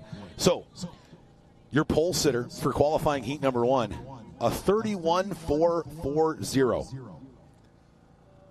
Almost 2 full seconds faster than anybody, the Tenateri Rinker. Now that is dirty fast. He was absolutely screaming out there. Second off the start pontoon, boy. This is going to be an interesting story. For those of you who watch tunnel boat racing, this is a repeat of Formula One 50 National Championship last weekend in Springfield, Ohio. The Tenateri Rinker and the 52 of Chris Rinker were side by side coming off the pole. After turn 1, both the Tenateri Rinker and the 52 of Chris Rinker were knocked out of the first qualifying heat. The Tenateri Rinker knocked out of the weekend of racing altogether. Is there some bad blood starting between the Rinker clan? Could there be a wedge driven between Phase 3 Performance and Rinker Racing? We're going to find out here in our first of 3 qualifying heats in just a few minutes. Third off the start pontoon, the highest qualifying APX 4-stroke competition Mercury outboard with a 33.787, 0.3 of a second off the pace of the second place boat. So those haters out there who think 2-stroke from the past is the way to the future, he's got a year. These guys have 30 years in those 2-strokes. He's had a year with a 4-stroke on the back, and he finds himself third off the start pontoon, and he won the 190, Dustin Terry. And I told you earlier, I was impressed with him.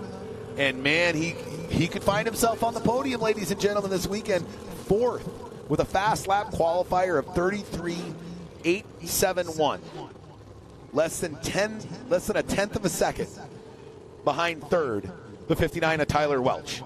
Then it's the 24 of Spencer Love with a 33.915.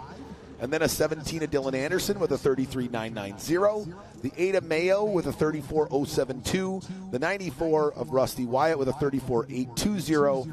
All the way down. So we've got from 2nd to 13th. 2nd to 13th. Less than 1.5 seconds. Excuse me. Yes, less than 1.5, almost a second. A little less than 1.5 seconds from 2nd to 13th on the start grid here in the first qualifying. You know what that means?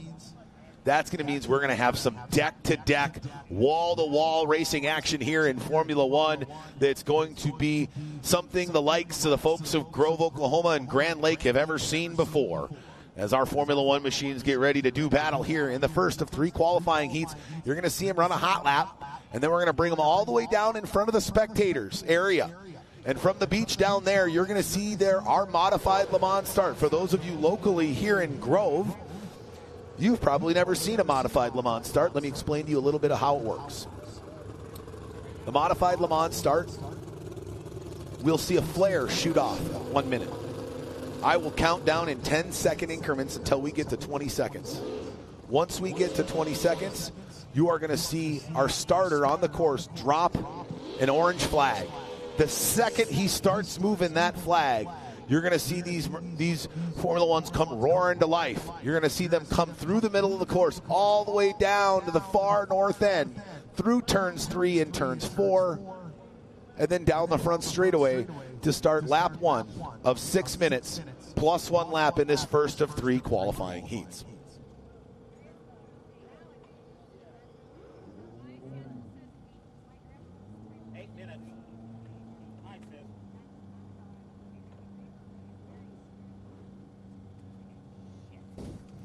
So sorry, it's 8 minutes plus 1 lap here, here in the first of 3 qualifying heats. So we've just got the last couple of boats on the water here. We've got 2, 4, 6, 8. Who do we appreciate? 10, 11, 12, 13, 14. So we've got everybody on the water. I think we're just waiting. Our rescue crew had to assist the 37 Mason Rinker and get his boat on the trailer after it went dead down in turn number 1 in the opening qualifying heat in Tri-Hull. So it looks like also our rookie, the DD1 of Andy Miller, having some issues in that brand new Tri-Hull to him, the man from Disney, Oklahoma. So we got a local race in here on Grand Lake. So all you folks here in Grove, make sure you're hooting and hollering for the Tri-Hulls and your local man from Disney who spends his summers enjoying the beautiful what Grand Lake has to offer. I guess we're far enough south. You guys probably get to enjoy the lakes down here all year long. Again, being from Minnesota, the way we utilize our lakes in Minnesota from summer to winter are drastically different, right? In the wintertime, we're drilling holes in the ice, putting makeshift shacks and tents on the ice to do some fishing. We're definitely not running a boat, maybe a snowmobile or 2. But here in Oklahoma, you guys probably get to use Grand Lake all year long, which is awesome. And I had a chance to talk to the rookie Andy Miller, and he's very excited to be a part of the Formula One Powerboat Championships. Former offshore racer, racing with OPA for numerous years in classes 4, 5, and 6. Now moving over to the OPC, or Outboard Performance Craft division of the American Powerboat Association, which is the banner that we run under, or the division of the APBA that we run under here on the Formula One Powerboat Championship Series. Copy that. All right, we've got them on the water ready to go. Green flag, hot lap. Hot lap.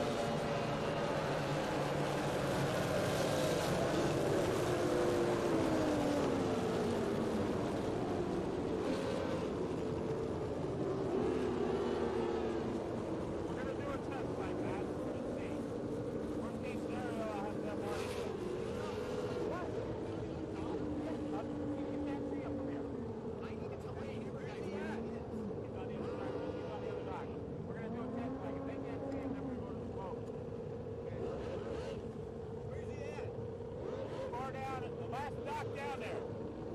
Yeah, go down there.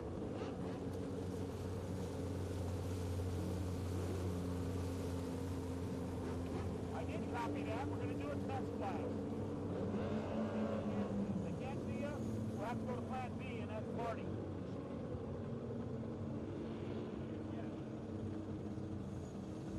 Copy that. Marty, go get that flag from down.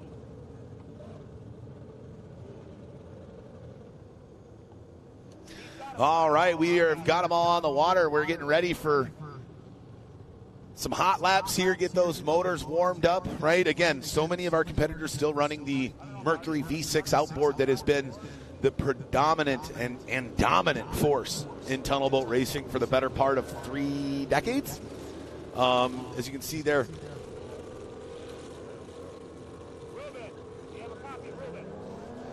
as we can see, let's take a look at our starting grid here.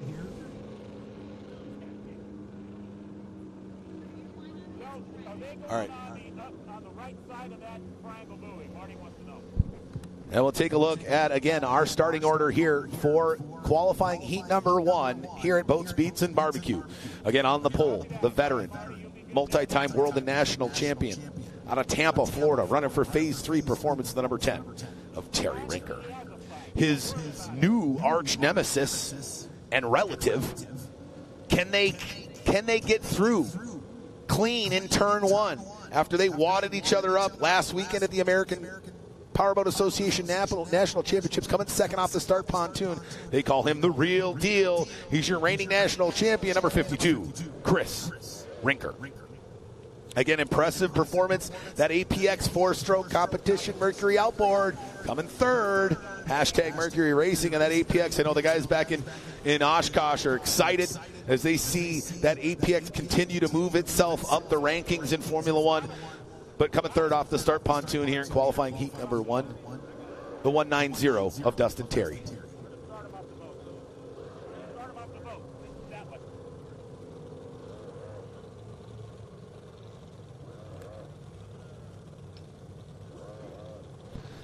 Fourth off the start pontoon, this young man and I lived about 10 minutes apart from one another back in Minneapolis. He resides in a suburb of Wayzata, Minnesota. A lifelong powerboat racer, the son of a powerboat racer. Actually, him and his father are both racing here today, but fourth off the start pontoon, running for WYSIWYG. And Doc's Tile and Restoration, number 59, Tyler Welch. Fifth off the start pontoon, one half of the Clover Construction team out of Santa Rosa Valley, California, number 24, Spencer Love. Sixth off the start pontoon out of Nashville, Tennessee. Struggled in round two, blowing it over down the front stretch about halfway through the main event. Now starting sixth here in heat one. Can he have a redemption weekend? We call him Mike Honcho because of that beautiful mustache. If you had a chance to meet him, it is one of the most luscious Fu Manchus you might have ever seen. But coming sixth off the start pontoon, the number 17 of Dylan Anderson. Seventh off the start pontoon, the other half of the Phase 3 performance team. When he goes by you, he says, hey, get out of my way. We call him Jeremiah Get Out of My Way Mayo in that number 8 Phase 3 performance machine, starting seventh off the start dock. The winner from round two, going to have some ground to make up. He had to swap motors last night, had to do some hardship testing this morning because he had no time on that motor after they think they had some technical issues or some gremlins, as it were, inside that 2.5 Mercury V6 outboard. Becoming eighth off the start pontoon out of Innisfil, Ontario, Canada. Running for crystal clear wiper blades, number 94, Rusty Wyatt. Ninth off the start pontoon, running for Fleming Manufacturing out of the Woodlands, Texas. Now here's a guy that can be sneaky good, could find himself sneaking his way up onto the podium. So he's quiet, right? He's a real reserved guy, real quiet guy. So you don't really see him out there. He doesn't make a lot of noise. He doesn't run his mouth. He just goes to work. And that's what I love the most about this driver. He's just a hard-working, no-nonsense, go-to-work type of guy. And that's what I think is going to be needed here because we've got very little wind. We've got really good racing conditions. Coming ninth off the start pontoon in the number 9 machine, Johnny Fleming. In the 10th off the start pontoon, the other half of the Clover Construction team. In that number 12, out of Moore Park, California, running that Hoffman Formula One composite, number 12 of Sean Love. 11th off the start pontoon, again, more motor issues yesterday. Oh no, ladies and gentlemen, the 9 of Johnny Fleming's having to get pushed in, but let's finish off our starting grid here. We'll see if the 9 of Fleming can figure it out. But it looks like he's taking his helmet off. It might be folding it in here for qualifying heat one, which is frustrating for the 9 of Johnny Fleming.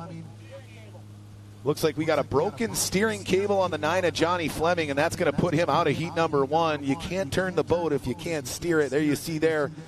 It just wrapped up, and that cable's laying on the deck. Boy, that's going to be frustrating. You know, you ever have those guys that you want to root for, you want to cheer for? They're great people, and just everything that could go wrong does go wrong. Boy, if he doesn't have the worst case of Murphy's Law here in 23. But let's take a look at the last couple of spots here on the podium. Starting 12th, the other half of the Welch Racing team, running again for Doc's Tile and Restoration, the number 85, Mark Welch. In 13th, another one of those APX competition 4-strokes, that Chartreuse in black composite craft with the number 99 at Travis Yates behind the wheel, starts 13th. And rounding out the field here, the 4th edition of the Outlaw F1 team running for Hertz Audio, and another APX competition 4-stroke Mercury on the back, the number 15 of Tim Kraft. All right, looks like we've got most of them lined up there on the start pontoon.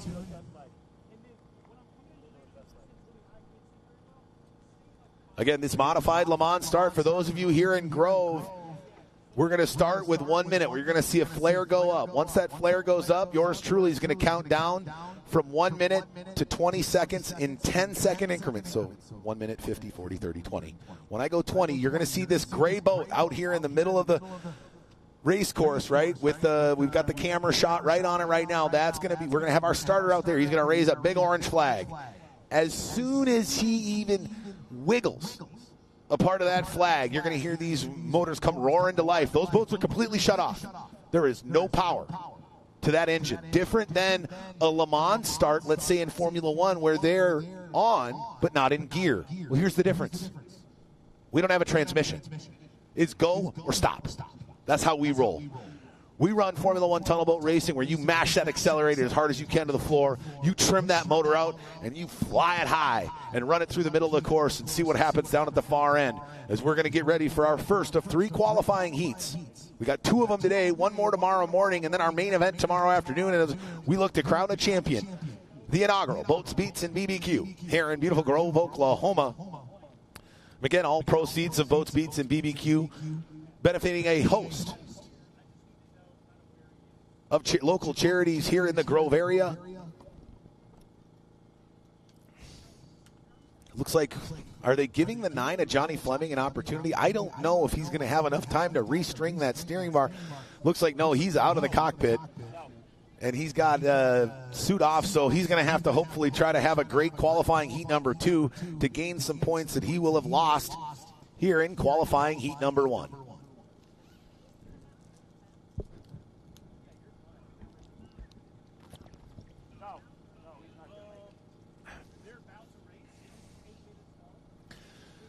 All right, just waiting to make sure everybody's lined up and proper spacing between our Formula One boats there as they're on the beach. Just south down way at the far end, right in front of all our spectators here at Boats, Beats, and BBQ. Getting ready to roll here for qualifying heat number 1. Will it be the Tenetary Rinker? Or will he get into it again with the 52 of Chris Rinker? Can they stay clean through the first turn here in qualifying heat number 1? Will the 59 of Tyler Welch come out of nowhere and surprise everybody as the dark horse and make it to that first turn? Because clean water in tunnel boat racing is the most imperative thing. Because unlike a car that has cement or tar to grip those rubber tires to, the only way we create power is by that prop spinning in the water and creating that torque. Well, if you drive through the wash of somebody in front of you, all that stuff has been, the water's been churned up. All right, here, coming up on the 1 minute gun. 1 minute drivers, 1 minute. Will the Tenetary Rinker be able to get out and use that whole shot to his advantage here in qualifying heat number 1? 50 seconds, drivers, 50 seconds. Or will it be the 52 of Chris Rinker? Or the 190 of Dustin Terry? 40 seconds, drivers, 40 seconds. Or could that WYSIWYG Welch Racing Machine with Tyler Welch behind the wheel of the 59 come off the dock like a rocket? 30 seconds, drivers, 30 seconds. Or could we see the likes of Dylan Anderson, Jeremiah Mayo, Spencer Love, and the host of talented drivers here? Let's see who's going to win heat number 1. 20 seconds, drivers, you're under starters orders. The flag is up.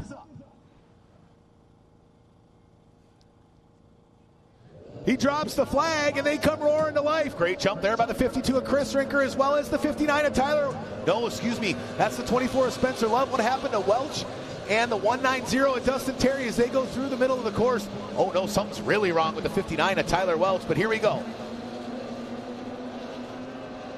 Down the back straight, through turns 3 and 4, and that will start lap 1 of this 8 minutes plus 1 lap qualifying heat here in Formula One, the Tenetary Rinker. He's got it dialed in and screaming. Look at him lay down the nose of that Hoffman Hall. 110, 115 plus miles an hour as he crosses the start-finish line to start lap 1.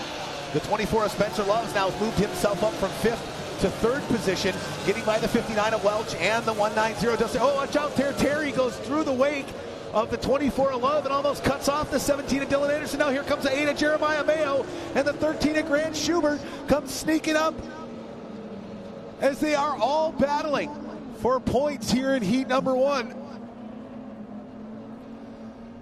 But right now, it's the 10 of Terry Rinker out in front there. You see the battle. There's the 8 of Mayo on the inside, the 17 of Dylan Anderson. Oh, look out there, right behind there. We almost saw the 94 of Rusty Wyatt get together with the 59 of Tyler Welch and the 13 of Grant Schubert.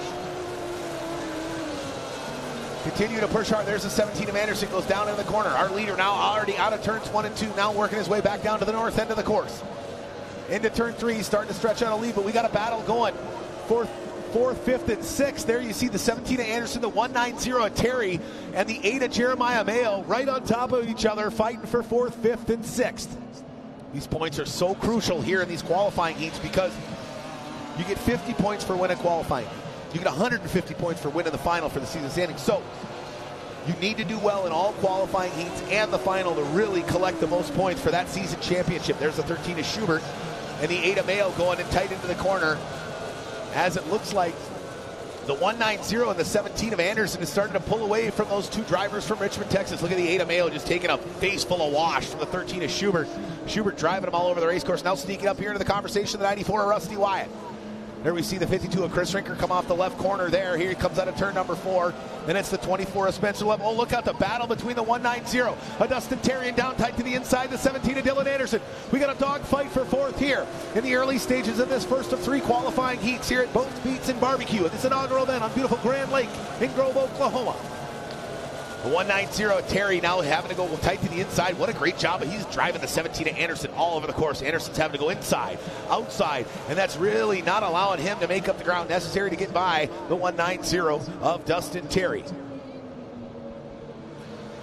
As there's the 13 of Schubert, just continuing to push the 8 of Jeremiah Mayo. You know, these guys are friends off the race course, but they might start not being friends in the pits anymore because the 13 of Grant Schubert is driving the 8 of Jeremiah Mayo all over the race course. He has got to be screaming mad inside the cockpit of that Hoffman Formula One. As, hey, you know, 13 of Grant Schubert's like, well, hey, simple, man. Just get by me, and you don't got to worry about me driving you all over the course. The man driving, and then they've got another driver driving somebody else all over the course, and that's the 190 Dustin Terry hanging into 4th position. And he's been driving the 17 of Dylan Anderson all over the course. And this is exactly what the 10 of Rinker and the 52 of Chris Rinker want. They want those guys battling with each other so they can kind of pull away.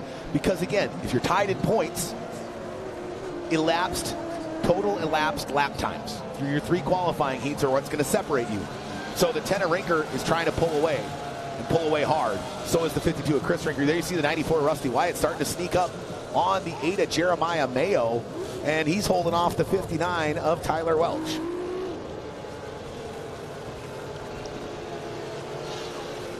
As they go down into the north end of the course there's Welch. Mayo comes off the corner. Excuse me, that's not Welch, that's the 94 of Wyatt. Wyatt's got to figure somehow. There's the 15 of Tim Kraft. He's struggling a little bit here with that APX. Again, first weekend behind the wheel of that 4-stroke, so struggling a little bit to get the setup figured out. But going down tight to the inside of him's the 190 of Dustin Terry. And can the 17 of Anderson get by Kraft? He's fighting hard going down the inside lane. Kraft moving to the outside, allowing him to get by. But boy, what a great run so far by the 190 of Dustin Terry. I mean, that APX 4-stroke, they're still learning how to get that thing to come off the beach as well as the 2.5s. I think that's a known thing for everybody, right? The 4-strokes just, they don't have the ability because they're a 4-stroke motor to fire as quickly, but he's got that Black Beauty 190 Ameristar roofing machine dancing all over here on the shores of Grand Lake, and he's hanging on to 4th position. But boy, looks like we've got our timing might be a little goofed up there.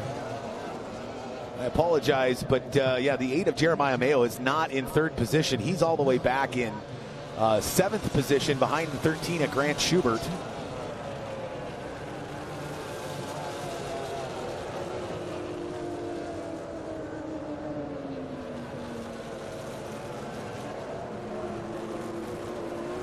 All right, looks like they're looking into some technical difficulties on that score on the transponder, the 8 of Jeremiah Mayo, but he's still back in 7th. But here comes the 17 of Anderson. We got a battle going on between these two that just continues to dogfight, and it looks like what happened to the 13 of Grant Schubert. The 13 of Grant Schubert, did he go dead in the water? Man, we focused on this battle between the 190 of Terry and the 17 of Dylan Anderson. And now here comes the 8 of Jeremiah Mayo up into the conversation because he doesn't have the 13 of Grant Schubert. pushing them all over the race course. I'm trying to find where the young man from Richmond, Texas is, and I cannot find him out here on the shores of Grand Lake. Boy, that's unfortunate because, you know, he was having a heck of a good time driving his friend and competitor, the Ada Jeremiah Mayo, all over the race course. And I think he could have kept him at bay the rest of the race if he wouldn't have had some technical difficulties. But, man, that's got to be frustrating. He grenaded a motor or blew one up yesterday. I had to put the backup motor on, and hopefully he's not going to a third motor here in 2 days. But the Ada Jeremiah Mayo now going down to the inside. Look at this battle we've got for 4th, 5th, and 6th. We got a doozy of a battle going on as the 190 is on the outside, the 17 of Dylan Anderson on the inside, and the Ada Mayo way wide to the outside there as they all try to find clean water. Now, Mayo's got to stay out in lane 3. Now they're going to have some back markers to contend with as the 190 is looking to get by the 95. Docks Tile and Restoration of Mark Welch, but look at that overhead shot. The Ada Mayo just getting washed down, cutting through the spray of the 17 of Anderson. Now he's going to go to the inside lane. Are they going to leave him a lane? He's trying to get down to the inside of Anderson. No, Anderson cuts him off and shuts the door, and he's got to cross back through the wake. Great job there by the 17 of Dylan Anderson, fighting hard to hold the hard-charging Jeremiah, get out of my way Mayo at bay here in this first 3 qualifying heats. 1 minute plus 1 lap remaining here. It has been the Terry Rinker Show.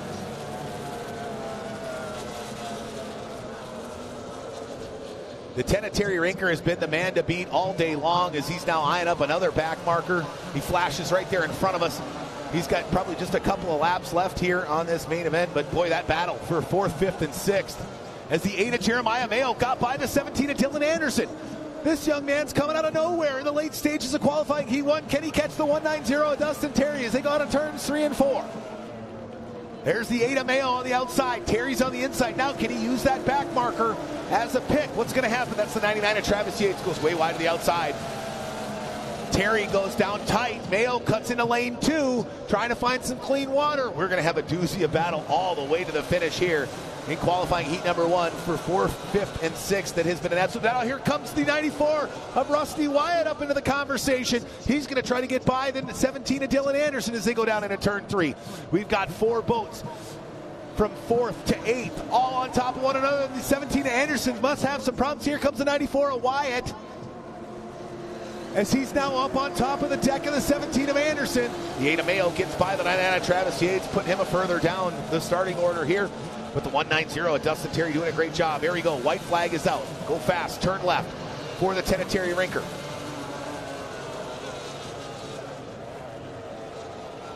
As our 10 of Terry Rinker goes down into the turns numbers 1 and 2, you see that pack of boats fighting for 4th to 8th.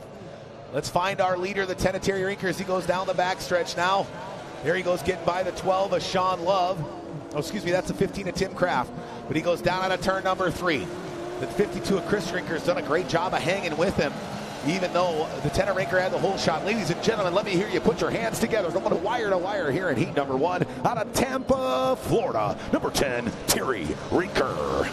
Finishing in second, just about a second behind him, the 52 McLean Trailers Rinker Boat World of Chris Rinker. In third position, now let's scoot in third position, the 24 of Spencer Love.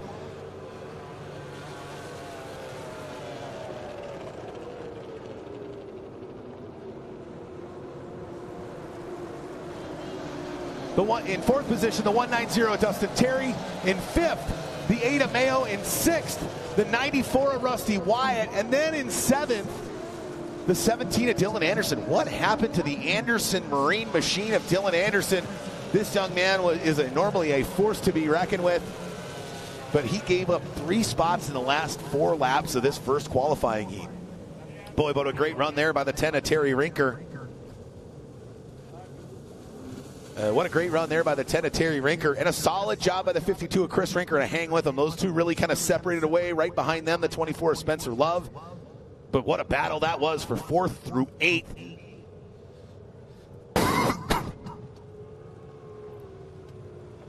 Sorry about that, folks. Had a tickle in my throat this morning. I ate a bug a little bit earlier. Not on purpose, but I've been struggling with that so far here. Hopefully we can get a chance to talk to the 10 of Terry Rinker and have a chance to get him down here on the start pontoon and chat with him about what it was like to go wire to wire there in heat number 1.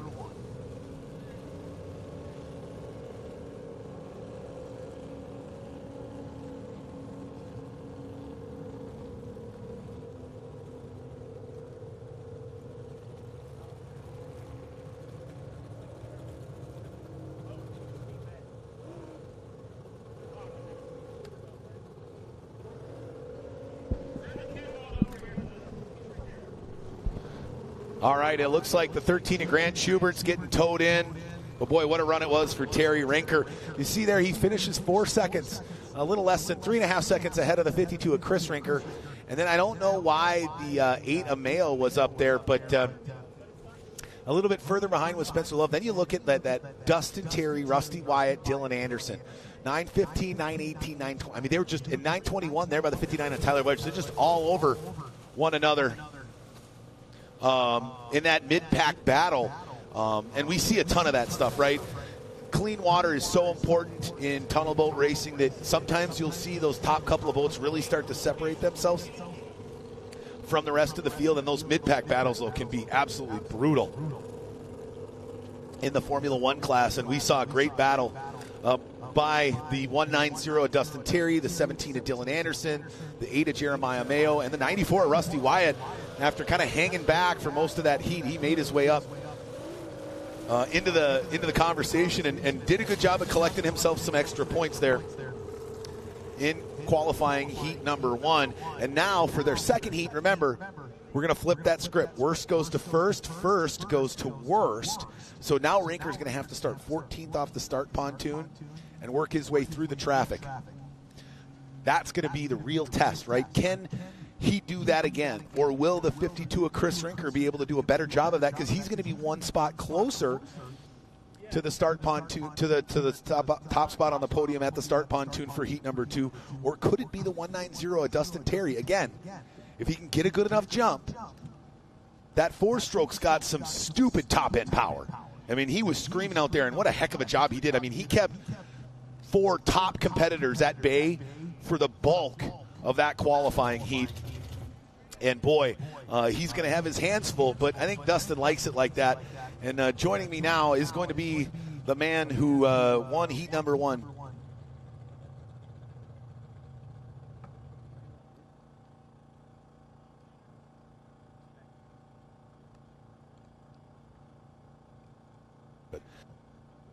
All right, joining me now, the man who took qualifying heat number 1. Well, a little bit different than a week ago. You made it through the first turn. No more bad blood between you and your cuz Chris.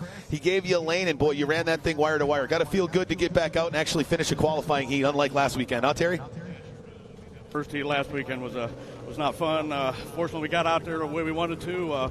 Great time trial lap to get on the pole, and motor fired and got us out there where we needed to be. And thanks for Chris for the lane, and thanks to Ashton and all my crew calling the race. I mean, it was just an excellent job by everybody. Yeah, let's talk about that. You go wire to wire, and you know that this is the easy part of qualifying in the F1 Powerboat Championships. Next heat, now you're going to have to go last off the start pontoon. What's that going to be like with the guys like Chris Rinker, Dylan Anderson, your teammate Jeremiah Mayo, the 190 of Dustin Terry? Boy, they were slugging it out. What are you going to have to do to work your way all the way through the pack to try to continue to gain points and secure that pole position for our main event tomorrow? Yeah, no doubt it's been tough coming from the back.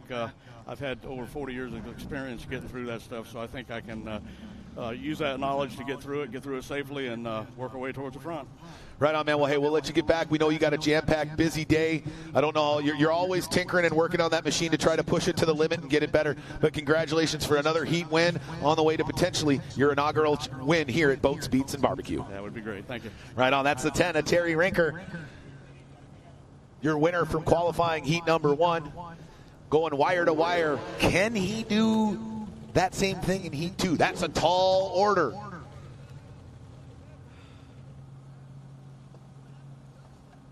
That's going to be a tall order for the 10 of Terry Rinker. But he, like he said, 40 years experience doing this. He's glad that he got left the lane this time. Last weekend, he wasn't as fortunate as they wadded up and both ended upside down in the first qualifying heat. The APBA National Championships, again, not a series race, but the American Powerboat Association, our governing body, puts on a race weekend once per year for national championships in our division.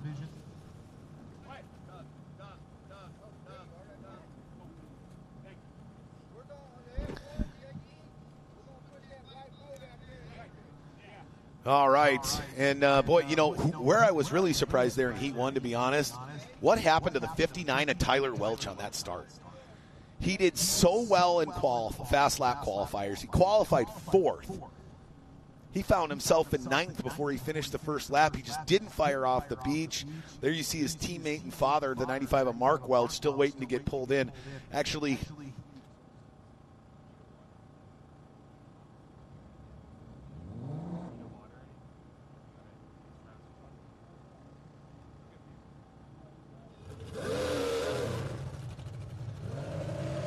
so there's the 95 of Mark Welch, but I was really surprised. You know, I'm going to talk to Tyler later today after we get done racing. I got to find out what the heck happened, and I'll hopefully relay some of that information back to you folks for tomorrow. But, yeah, the 59 of Tyler Welch, kind of a disappointment there in qualifying heat number 1. I think he had a shot to find a top 3 spot. I think he definitely could have beaten the 24 of Spencer Love down there if he would have had everything go his way or go right. I don't know necessarily what happened down there. And, you know, but the big frustration has got to be the 13 of Grant Schubert. I mean, that young man was absolutely boogieing. And the motor just went away on him. He ended up having to get pushed in from down near the start beach. He kind of pulled off the race course. But hopefully the gremlins or the issue that has caused that is only going to be short-lived for the 13 of Grant Schubert. But coming up next, we've got the Formula Lights in their first of 3 qualifying heats here at Boats, Beats, and Barbecue on Grand Lake. We'll be right back with more racing action here at the 3rd round of the 2023 Formula One Powerboat Championship Series. Boats, Beats, and Barbecue here on Grand Lake in beautiful Grove, Oklahoma.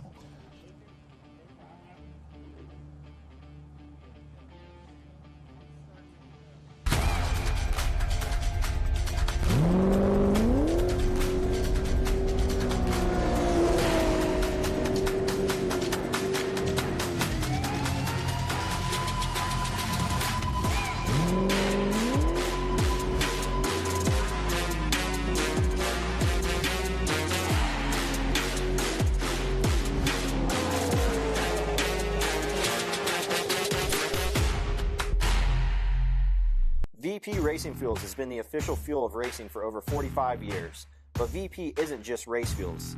VP offers a wide range of oils, additives, and our new Stay Frosty coolants to help keep your street car, tow vehicle, or weekend warrior running at its best. VP products are engineered to keep your vehicle running smooth and looking great for your daily commute. With our octane boosters, fuel treatments, and quick detailing products. Explore VP's full product line at vpracingfuels.com.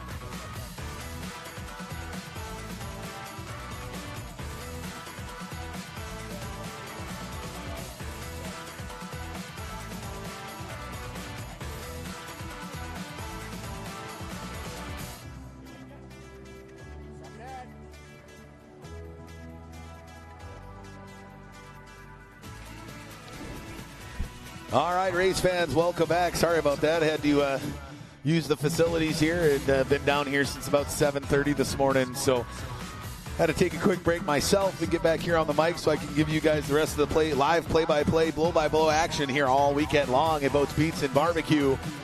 As we've got our first of 3 Formula Light qualifying heats, and we're going to take a look at how the fast lap qualifiers finished out in Formula Lights. Your reigning Formula Light champion on the Formula One Powerboat Championship Series, laying down a 30.655, will be the man on the pole here in Heat 1, the 35 of Mark Schmierbach. In second with a 36.86. So that's what? 3/1000ths of a second behind our pole sitter, the 21 of Jose Mendaña Jr., part of that Mike Scott Plumbing Racing team. Oh, and here we go. 1 minute drivers. 1 minute. Again, the 35 of Schmierbach on the pole. Followed by the 21 of Mendaña. Can he get off the beach? That's been his gremlin all year long.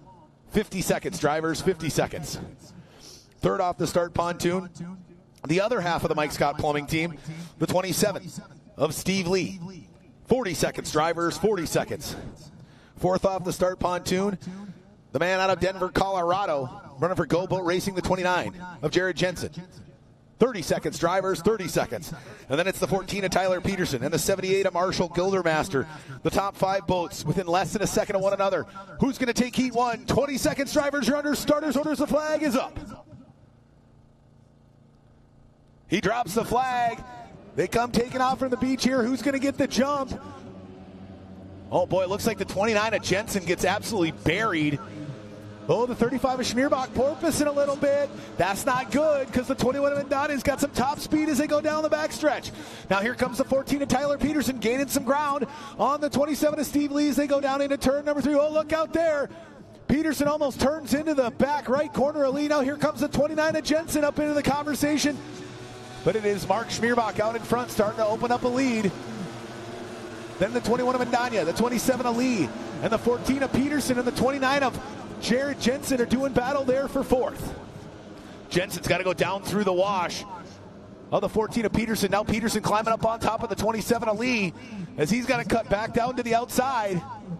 But it is all Mark Schmierbach, man. Boy, I tell you, we have seen a history of those fast lap qualifiers finding pole position in qualifying heat number 1. Really do a good job of getting that whole shot and using it to their advantage. And he's trying to pull away from the rest of the field here in this 6 minutes plus 1 lap qualifying heat here in Formula Lights. The 27 of Steve Lee now doing a good job of holding the 14 of Tyler Peterson at bay.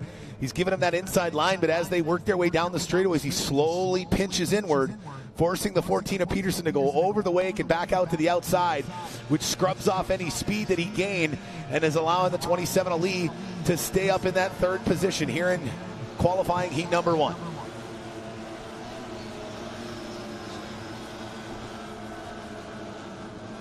There goes the 21 of Mendaña off turn number 2. Now Lee going to the outside, running right through the wash. Oh boy, he squirrels down to the inside and kind of kicks out a little wash just to scrub up the 14 of Tyler Peterson a little bit.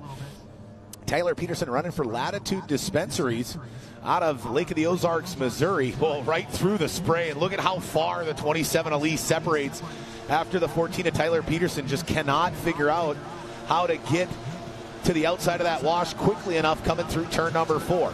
There's our leader, the 35 of Mark Schmierbach, already off turns 1 and 2, heading north.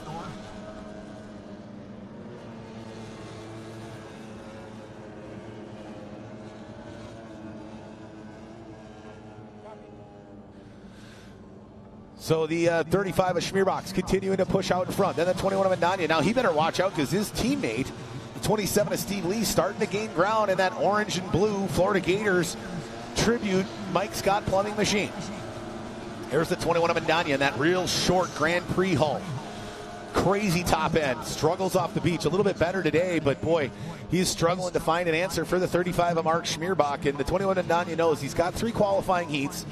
And again, the next heat is going to be flipping that script. So first goes to worst goes to first. So can he get off the beach well enough and have it come down to that 3rd and final qualifying heat to see who's going to get pole position for our main event tomorrow? Again, they're going to run 2 qualifying heats today, 1 tomorrow, just like we do in Formula 1. And we're going to run 3 Texas Tri-Hall qualifying heats. There's the 27 of Lee going down. The 14 of Peterson kind of hanging with him there, doing a good job. The 29 of Jared Jensen starting to fall off a little bit. As our Formula Lights work down to the north end of the course, here comes the 78 of Marshall Gildermaster. Then there's our leader, the 35 of Schmierbach. Schmierbach, the guy's been dominating Formula Lights for the better part of 2 decades. Really never had a desire to move up into the large boats. He likes these smaller crafts. They're very underpowered. Really, if anybody wants to get into tunnel boat racing, this is where you start. You start here in Formula Lights. It's a great class to help you learn how to drive a boat. Again, these things are running 2-cylinder. 45 cubic inch OMC outboards, 2-cylinder motors doing upwards of 80 plus miles an hour. It's impressive. Now the 78 of Marshall Gildermaster is hanging tight on the inside. This could be what the 21 of Mendana needed as they go down into turn number 1. There you see the 35 of Schmierbach hanging off his back hip. Gildermaster not moving out of the way, but holding his line and allowing 35 of Schmierbach to run wide on the outside. Now we got a battle down there for third, as the 14 of Tyler Peterson has started to creep up on the 27 of Lee. There's the 78 of Gildermaster hugging it tight to the inside, who gets a little too tight there. Almost spins out down in turn number 3. Makes it off of turn 4, but the veteran Schmierbach working it wide to the outside. And here's the battle that we had going on down on the other end of the course just about a half a lap ago. The 14 of Peterson was all over the 27 of Lee. Now he's moved back a little bit, but still just a couple of boat lengths between the man out of Ocala, Florida, running for Mike Scott Plumbing, and the young man from Minnesota running for Latitude Dispensaries in that red Danish-built Molgard Formula Light. Molgard had never had a Formula Light until 2 years ago, and until last year, when the 14 of Tyler Peterson brought this boat, boat brought over along with the one driven by the 78 of Marshall Gildermaster, had those shipped over from Denmark. Running the Formula 4 4-stroke series over in Europe. They wanted to see how they were going to compete here in the Formula Lights class, and boy, that 14 machine has done well. Struggled a little bit this weekend, but they put that boat to get back together after a nasty incident at the National Championships. Actually, the 14 of Tyler Peterson, the only boat that was involved in accidents last weekend that was able to make it through.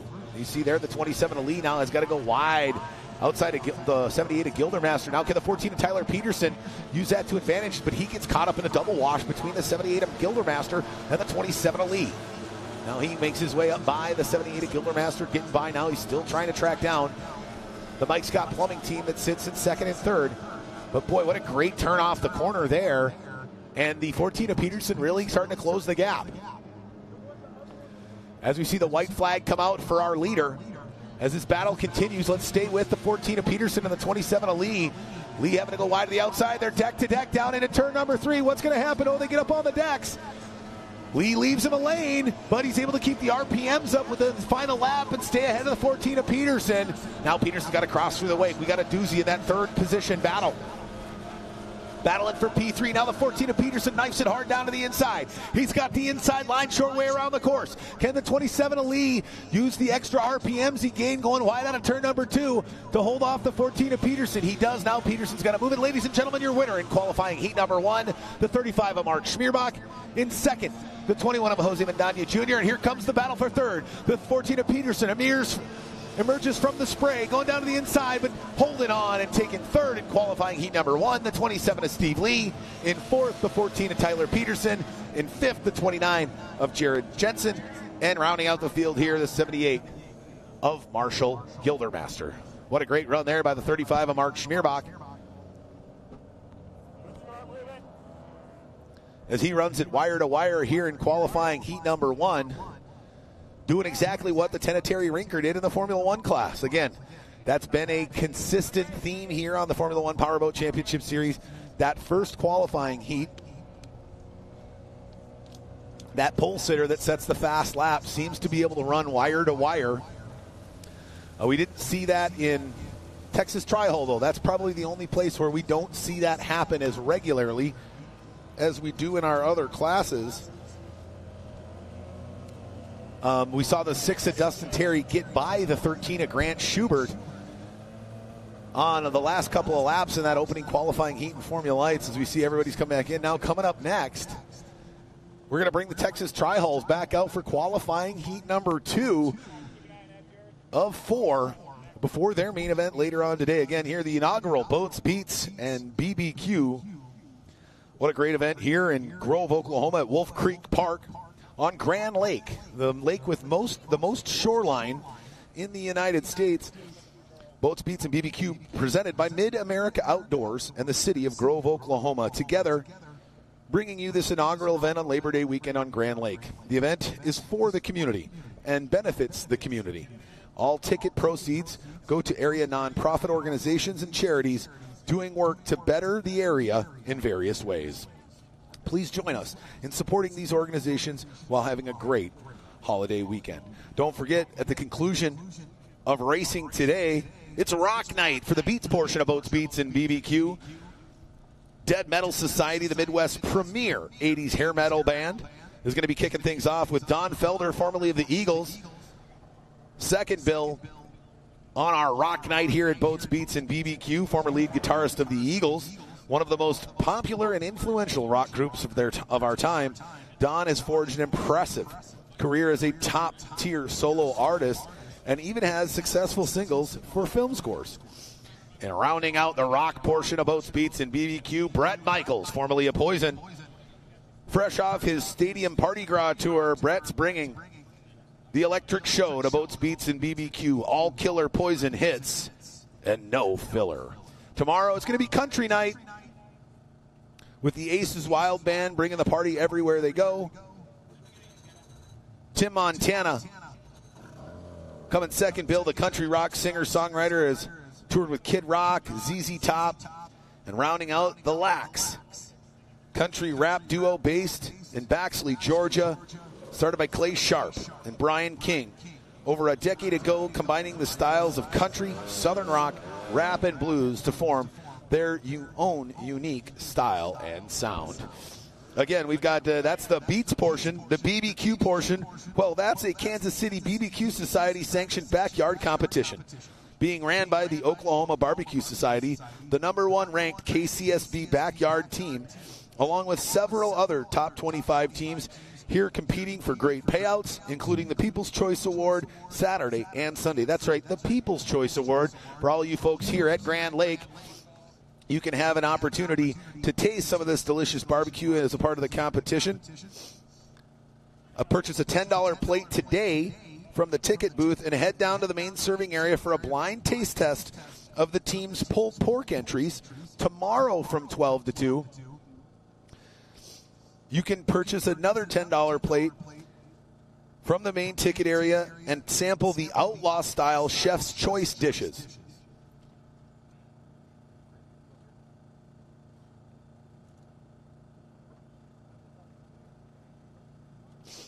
All right, and we've got the tri-hulls. The final few tri-hulls are getting themselves loaded in the water. The nice thing about the tri-hulls is most of these guys don't need to do much tweaking and tuning in between heats. So what they'll do is a lot of times is you'll see them leave their boats here in the water throughout the day of qualifying just to make things a little bit easier, especially considering we've only got a couple of ramps here.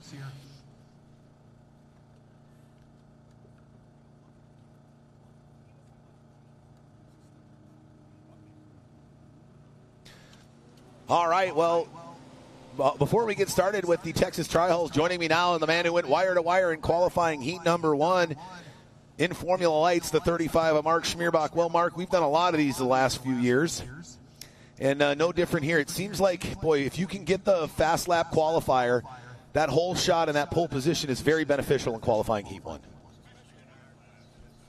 Lack of horsepower, and you know, we hope to get to qualifying. But then you got a lot of work, Jose, and the people behind you. You know, we're all under 1 second of each other, so it's tough. Yeah, for sure, and that makes heat #2 even that much more difficult with these 2-cylinder 45 cubic inch OMCs, like you mentioned, underpowered. Right? How hard is that gonna make it for you having to start now 6th and last off the start dock for qualifying heat 2 later on today? I think it's very difficult because this is a real short course, and passing is going to be at a premium, especially when you got more of the veterans in the front that know how to get around the race course. So, you know, we definitely got our work cut out for us. Yeah, the water out there a little smooth, but I saw you limping when you came up here. Still take a beating in that Formula Lights machine, even with some clear water, huh? No, not really. It's just old age, catching up with me. well, the old age may catch up with you when you're outside the cockpit, but boy, you run like you're a young gun out there when you're inside the cockpit of your Formula Lights machine. Congratulations on another heat win, and good luck trying to make your way through the pack here in Heat 2 as you set yourself up to hopefully take home an inaugural championship in Formula Lights here at Boats, Beats, and BBQ. Thank you again, and this is a great place. I'm loving it. Hey, absolutely, especially for a guy from Wisconsin where it's 100 degrees back home right now this weekend, enjoying a little cooler weather here on the shores of Grand Lake. In Grove, Oklahoma, the 35 of Mark Schmierbach. He's an engineer by trade, so not the most talkative of people, but does a really good job inside the cockpit of that Formula Lights machine.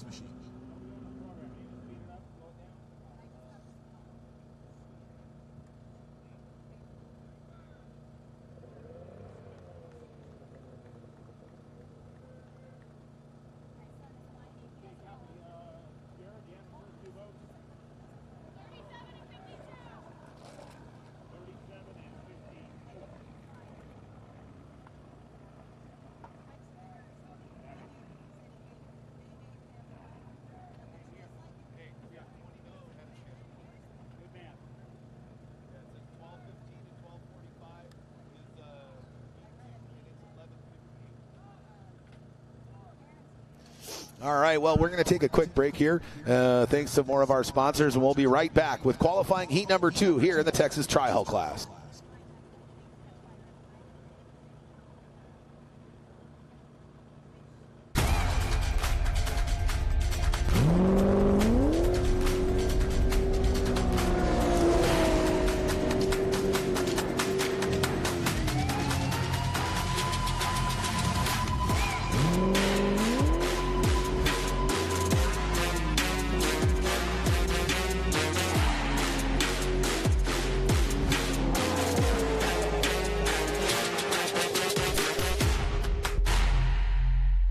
VP Racing Fuels has been the official fuel of racing for over 45 years. But VP isn't just race fuels. VP offers a wide range of oils, additives, and our new Stay Frosty coolants to help keep your street car, tow vehicle, or weekend warrior running at its best. VP products are engineered to keep your vehicle running smooth and looking great for your daily commute. With our octane boosters, fuel treatments, and quick detailing products. Explore VP's full product line at vpracingfuels.com.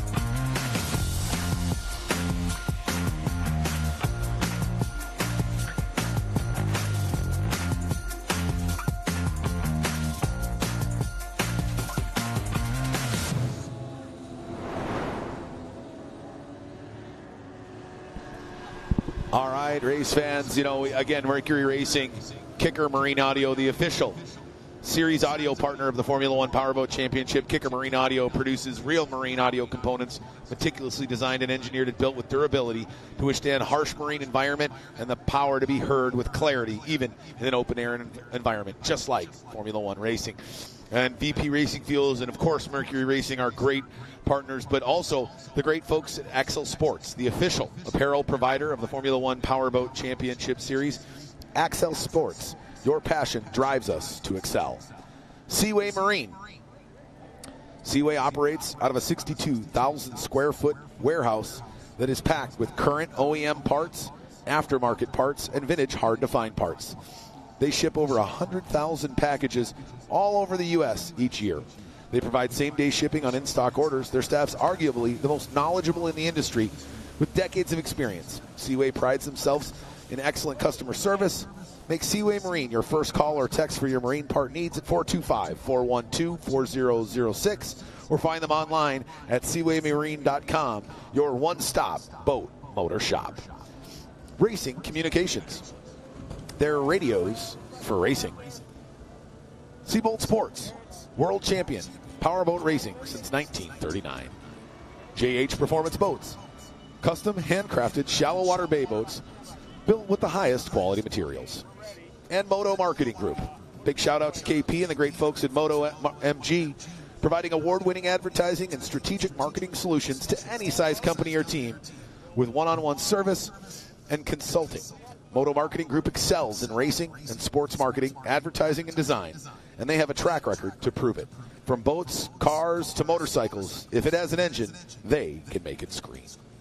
Our great partners, always beneficial bringing us here. You know, and we got to thank our other great partners for this event alone. First and foremost, the great folks at Mid-America Outdoors, located right here in Jay, Oklahoma, just south of Grand Lake, doing some phenomenal things in multiple disciplines of racing and bringing in the Formula One Powerboat Championship to the fold here in 2023.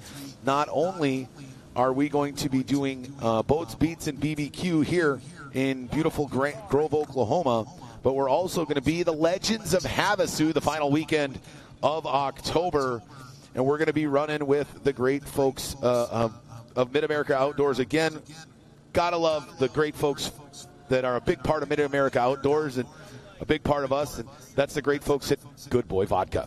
Good Boy Vodka, a new vodka on the scene, really a lot of proceeds helping from Good Boy Vodka to go to provide specialty dogs for military veterans with PTSD, helping them get back to a normal life. Big shout out to the great folks at Good Boy Vodka. Can-Am, everything 2 and 4 wheels, the great folks at Can-Am, even 3 wheels, a great partner of Mid-America Outdoors as well as ours. And finally, Ultimax, high performance belts in your side-by-side or UTV. Check out the great folks at Ultimax Performance Belts by Timken. All right, we've got them lined up and ready to go. Again, we're going to flip that script. Worst goes to first, first goes to worst. So your winner from qualifying heat number 1 outside of our rookie here at Boats, Beats, and BBQ, the DD1 of Andy Miller. You're going to see our winner from heat number 1, the 9 of Dustin Terry, come outside of row 1.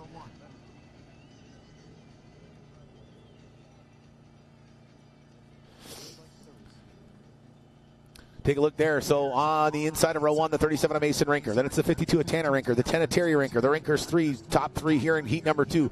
Then the 88 of Wells, the 69 of Waring, the 93 of Jensen, the 26 of Briston Sherman, the 17 of Neil Marsh, the 13 of Grant Schubert, the 6 of Terry, and then the DD1 of Andy Miller, our rookie here, having to start from the back. Oh, no, looks like the 52 of Tanner Rinker didn't get it started. He's going to have to shuffle back in. That moves the 10 of Scary Jerry Rinker up, and here we go, green light. We're underway as the 10 of Jerry Rinker and the 37 of Mason Rinker go side by side. It's grandfather and grandson doing battle here with the 69 of Cole, the mullet Wearing. Look at that on board of the 13 of Grant Schubert. Look at how rough it is there in this Texas Tri-Hull class as they go 3-4 wide into the corner. The 37 of Mason Rinker is able to get the early lead, squeeze out ahead of the 10 of Jerry Rinker. Then it's the 69 of Cole Wearing, the 88 of Josh Wells, the 26 of Briston Sherman, the 13 of Grant Schubert. Here comes the 6 of Dustin Terry, the Dustman. Was a dominant force in Texas Tri-Hull before moving up to F1. He goes down tight to the inside, scrubs off a lot of speed, but look at the 13 of Schubert hopping through the wakes as he's right behind the 88 of Josh Wells. As he goes pounding around the outside, you can see how violent it is inside these Texas Tri-Hulls. That's why we call them bumper boats at 65 miles an hour. As he throws it to the outside, trying to hang on and get by the 88 of Wells. Now he goes tight to the pin. Oh, he bounces around hard. Oh, look out there. Briston Sherman just in front of the 13 of Grant Schubert. Almost got it completely airborne as he's up in 4th position, fighting hard. Now here comes the 17 of Neil Marsh, the dude, on the outside hip. There's the 26 of Briston Sherman.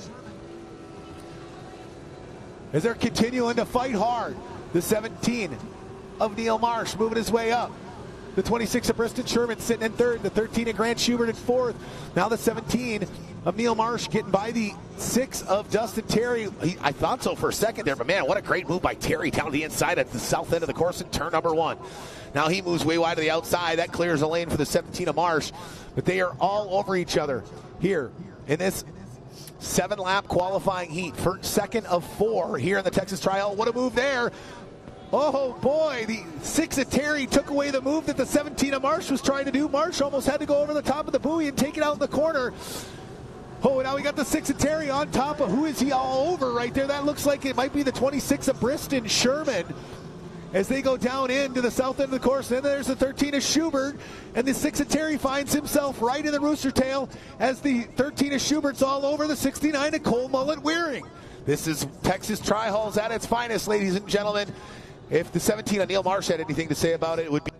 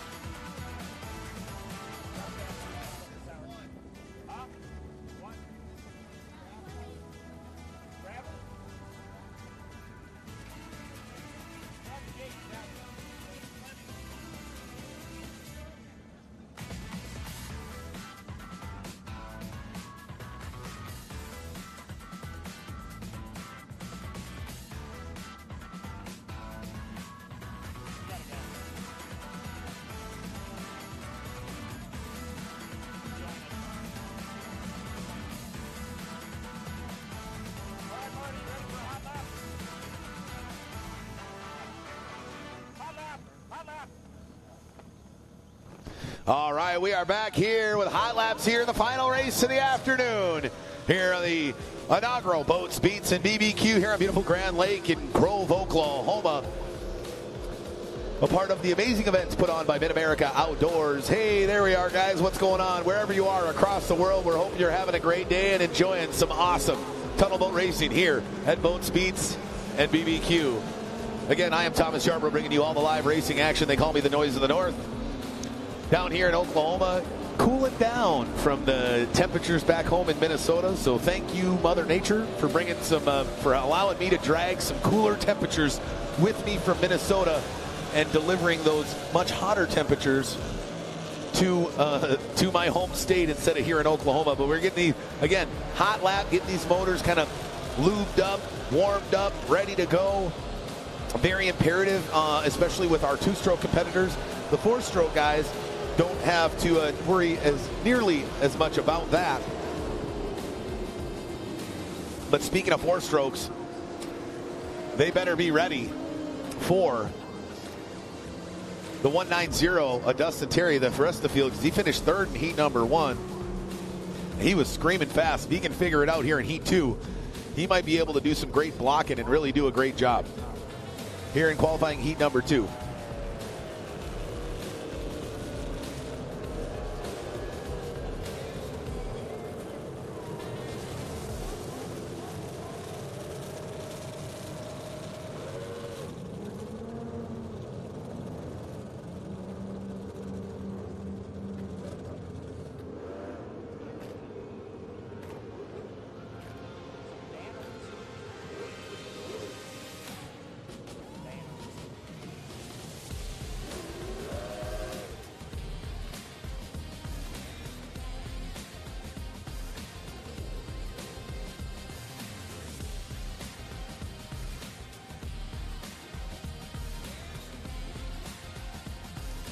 All right, there we see. Look at all the people hanging out on the pontoons, chilling in the great cool waters here at Grand Lake. They got the party rocking and rolling. They're getting ready here. As soon as racing's over, you're going to see all these boats ascend to the beach right off in front of the Wolf Creek Park here, as we've got the rock night of the Beats portion of Boats, Beats, and BBQ. Don't forget to get your $10 plate from your Kansas City barbecue competition teams. And do the People's Choice for pulled pork today and the Outlaw Chef Special tomorrow. What a great day it's been. The smell of barbecue in the air, the smell of two-stroke exhaust off these Formula Ones, and some great tunes that are going to rock us into the evening here at the inaugural Boats, Beats, and BBQ here in beautiful Grove, Oklahoma. Big shout-out to Mid-America Outdoors and their partners, Can-Am, Good Boy Vodka, and all their great partners. But look at them all partying down there on the far north end of the course there. You can see there, that's the 52 of Chris Ringer. There's our stage, right? That's going to be jam-packed with people later on today. They would be there now if it weren't for us having to close off this portion of the lake for safety concerns, as these boats in excess of 115 plus miles an hour. A little unsafe if you've got boats cruising right along the outside of the course while they're running at speeds in the triple digits. But we're getting the field lined up here. Let's take a look. Is this good? Let's take a look at our starting lineup for qualifying heat number 2 here in the Formula One class. On the pole here in heat number 1, boy, it's been a troubling weekend for the 13 at Grant Schubert. He blew his primary motor up in testing yesterday, threw a piston out the right side, put his backup motor on, was breaking that motor in, had a fuel leak, started his boat on fire. It took 5 people to douse the flames on the back of that JH Performance DAC with the 13 at Grant Schubert. So he turns out and only makes 5 laps in qualifying heat number 1, and then he gets penalized for a lane violation. He didn't hold his lane through the commitment buoy, so all those added up. He's finished last in heat 1, so he's going to start on the pole here in qualifying heat number 2. Coming second off the start pontoon in a brand new APX 4-stroke machine that he's never driven before, so a little bit tentative here in qualifying. He's hoping to get himself comfortable for the main event. is the man out of Richmond, Texas, formerly out of Chicago, Illinois, the number 15, Tim Kraft. Third off the start pontoon here is one half of the Welch Racing team out of Wayzata, Minnesota, the number 95 of Mark Welch. Fourth off the start pontoon, running for Yates Racing, Snap-on Tools and JH Performance, the number 99 of Travis Yates. In fifth position, the number 12, one half of the Clover Construction Racing team, the rookie here in 2023, the number 12 of Sean Love. In sixth position, started fourth after fast lap qualifiers and had probably the worst start of his career off the beach. I don't know what happened, but sixth off the start pontoon after a ninth place finish in heat number 1, the number 59 of Tyler Welch. Seventh off the start pontoon, I don't know if his motor was going away or what. That thing is not performing what I'm used to seeing out of the 17 of Dylan Anderson. Finished 8th in heat number 1. Starting 7th here in heat number 2, the 17 of Dylan Anderson. And then you see the next three, right? 8, 9, and 10. The 190 Dustin Terry, what a gem of a performance, who's starting in 10th there in heat number 1. He held the 8 of Mayo, the 94 of Wyatt, and the 17 of Dylan Anderson at bay for every single lap of that first qualifying heat. He did it well. But starting in 8th, the number 94 needs to get better here in heat number 2 of Rusty Wyatt, the Innisfil, Ontario, Canada native, our lone Canadian here at Boats, Beats, and BBQ. 9th off the start pontoon, Jeremiah Get Out of My Way, Mayo, one half of the Phase 3 performance team. They're starting in 9th position here in qualifying heat number 2. And then our top handful of qualifiers from heat number 1 are going to round out the grid. In 11th, the number 24 of Spencer Love. In 12th, the 52 of Chris Rinker. And in 13th, our winner from heat number 1 who went wire to wire, the number 10 of Terry Rinker. And unfortunately, the number 9 of Johnny Fleming unable to get that steering cable fixed after it snapped just before the start of qualifying heat number 1.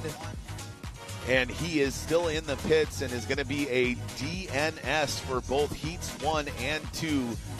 Boy, that's going to make it tough from a points perspective, but hopefully he can get that figured out and ready to roll for tomorrow so he can hopefully gain some good points in heat number 1 and try to put a good showing on in the final. But frustrating for the young man out of Woodlands, Texas, as he's going to be a scratch here in heat number 2, the 9 of Johnny Fleming. All right, we've got him lined up.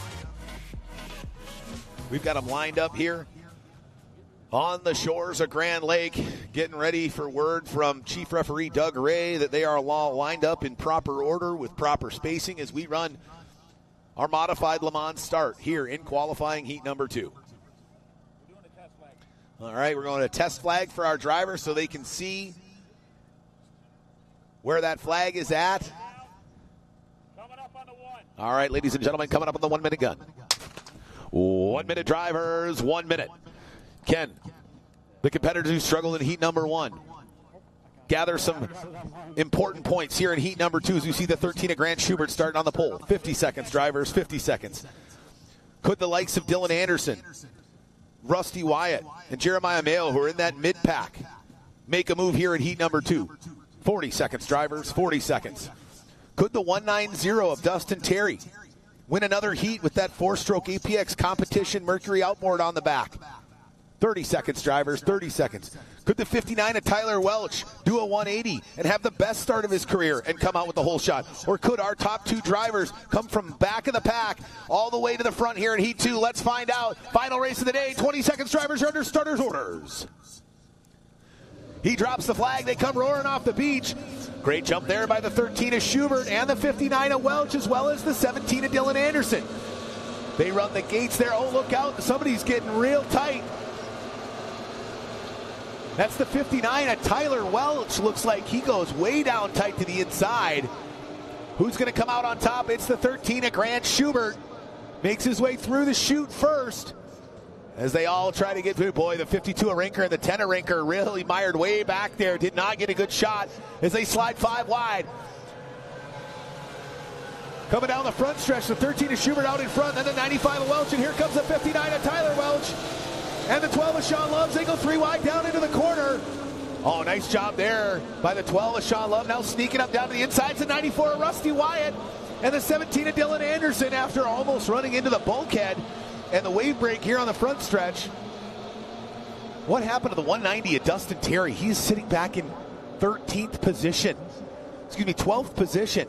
Frustrating start there, but a good one for the 13 of Grant Schubert. He's trying to go wire to wire here as we flipped that script here in Heat 2.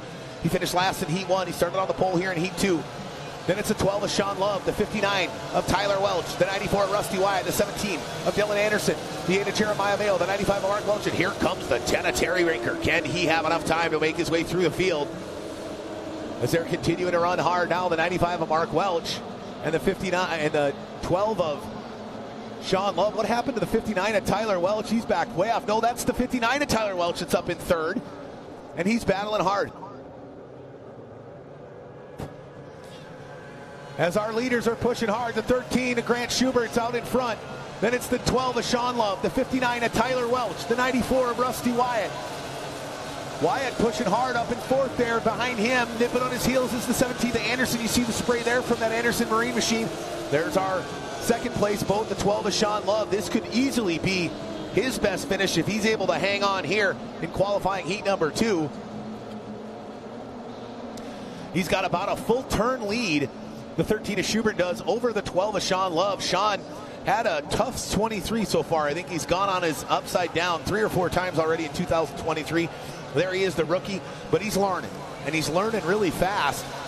Maybe he did it probably the toughest way possible by going upside down with a handful of barrel rolls, but boy, you see that 59 of Tyler Welch is getting doused by the 12 of Sean Love. He has to ride off his outside hip in that WYSIWYG sponsored Welch Racing Baba hull. That's an Italian-built full composite hull that they brought over from Italy here to the United States after acquiring it from a racer overseas. But look at him just getting hammered through the wash. There's the 13 of Schubert, comes flashing by. Look at the 59 of Welch on the outside line, running wide to the outside there, trying to keep the RPMs up. Now he's going to work his way back down to the inside and shut the door on the 94 of Rusty Wyatt, who sits in 4th position. And then the 17 of Dylan Anderson in 5th, the 8 of Jeremiah Mayo there in 6th. Then it's the 95. No, it's the 10 of Terry Rinker, then the 24 of Spencer Love, then the 52 of Chris Rinker. Boy, where is the 10 of Terry Rinker coming from? He's just sneaking up on his teammate now. There's the 190 of Dustin Terry. Really struggling here in Heat 2. I thought I was going to see a much better showing by the 190 of Dustin Terry after a great 3rd position finish. Then here comes 13. We just saw him flash by. Then there's the 12 of Spencer Love. And the 59 of Tyler Welch is continuing to gain on the 12 of Shane Love.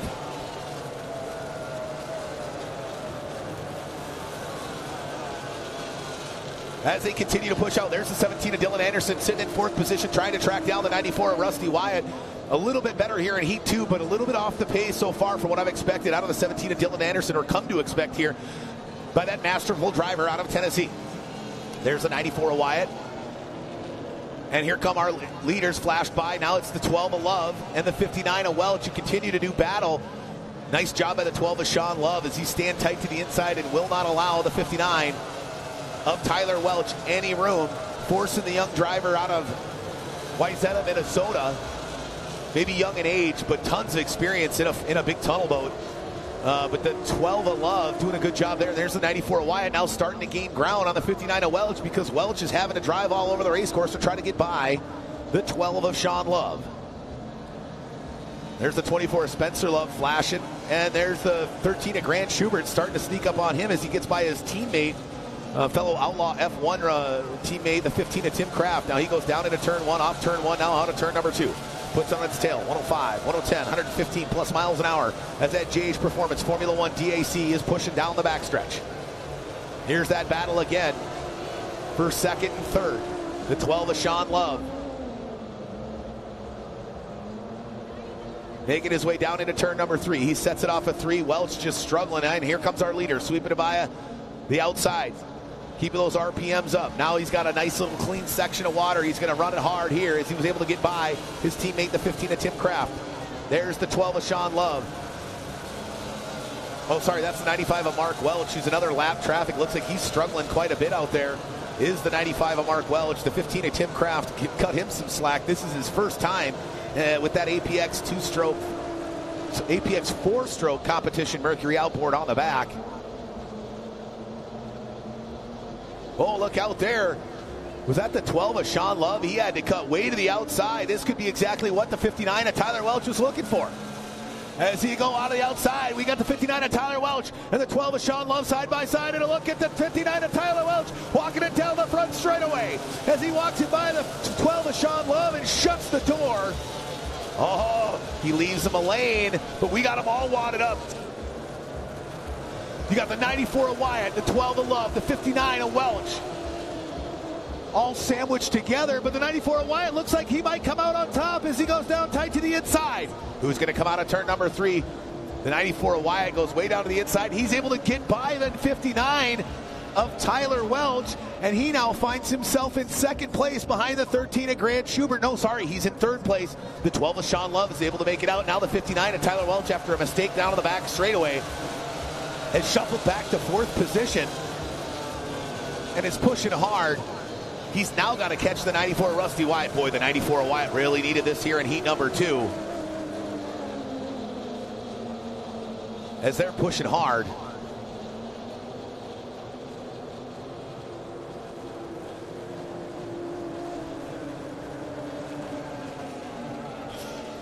All right, as we continue, get back here. There's a 12 of Sean Love. There's the 59 of Tyler Welch. And now you see he's got a battle with the 17 of Dylan Anderson, who's up in his rearview mirror. And Dylan Anderson's got a rearview mirror of Terry Rinker, who's already gotten by his teammate, the 8 of Jeremiah Mayo. And I apologize. We've got a glitch with one of our transponders, the 10 of Terry Rinker, not in second position. He's actually in sixth position right now, trying to chase down the number 17 of Dylan Anderson. So it looks right now the 13 of Grant Schubert out in first, the 12 of Sean Love in second, the 94 of Rusty Wyatt in third, the 59 of Tyler Welch in fourth, and then the 17 of Dylan Anderson fifth, 10 of Terry Rinker sixth, and the 8 of Jeremiah Miles seventh. There's the 59 of Welch. You can see that flash of blue right through the rooster tail as he's got the 17 of Anderson all over him. And Anderson can't just focus on the 59 of Welch because he's got a rearview mirror full of the 10 of Terry Rinker. Can the 94 of Rusty Wyatt track down the 12 of Sean Love? And where did Sean Love come from, ladies and gentlemen? Boy, this young rookie has struggled. And we see what happens when he gets a good start as the white flag comes out for our leader. The young man trying to go wire to wire here in heat number 2 after a brutal qualifying heat number 1. The white flag is out, go fast, turn left. But now we focus back on that battle between the 12 of Sean Love and the 94 of Wyatt. You can barely see Wyatt through the spray. Can he get by the 12 of Sean Love here on this final lap? Can he make a move? He slams the door down tight to the inside, puts it back up on its tail off of turn number 2, and leads to the accelerator. Now he chooses to go wide to the outside now as the 12 of Sean Love starts to move down towards the pin as they go down the back straightaway. There we go. And ladies and gentlemen, as he walks in out of turn 4, our winner in qualifying heat number 2, number 13, Grant Schubert. And we got that battle for second as we circle back.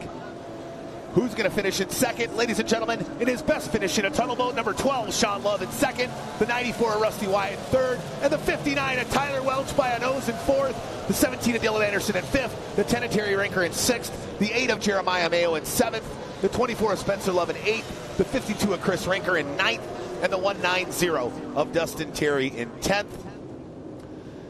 That's our top 10, rounding out the rest of the field in 11th, the 95 of Mark Welch in 12th. The 99 of Travis Yates, and picking up a buoy on his final lap, so going a lap down and finishing in 13th to 15 of Tim Kraft. What a doozy of a race that was. There's the 15 of Tim Kraft. He collected some unwanted boat jewelry here in qualifying heat number 2 after Pearson, one of the turn markers down at the north end of the course. But what a doozy of a race that was. The 13 of Grant Schubert, last in heat 1, first in heat 2. Talk about a turnaround. Great run there by the 12 of Sean Love.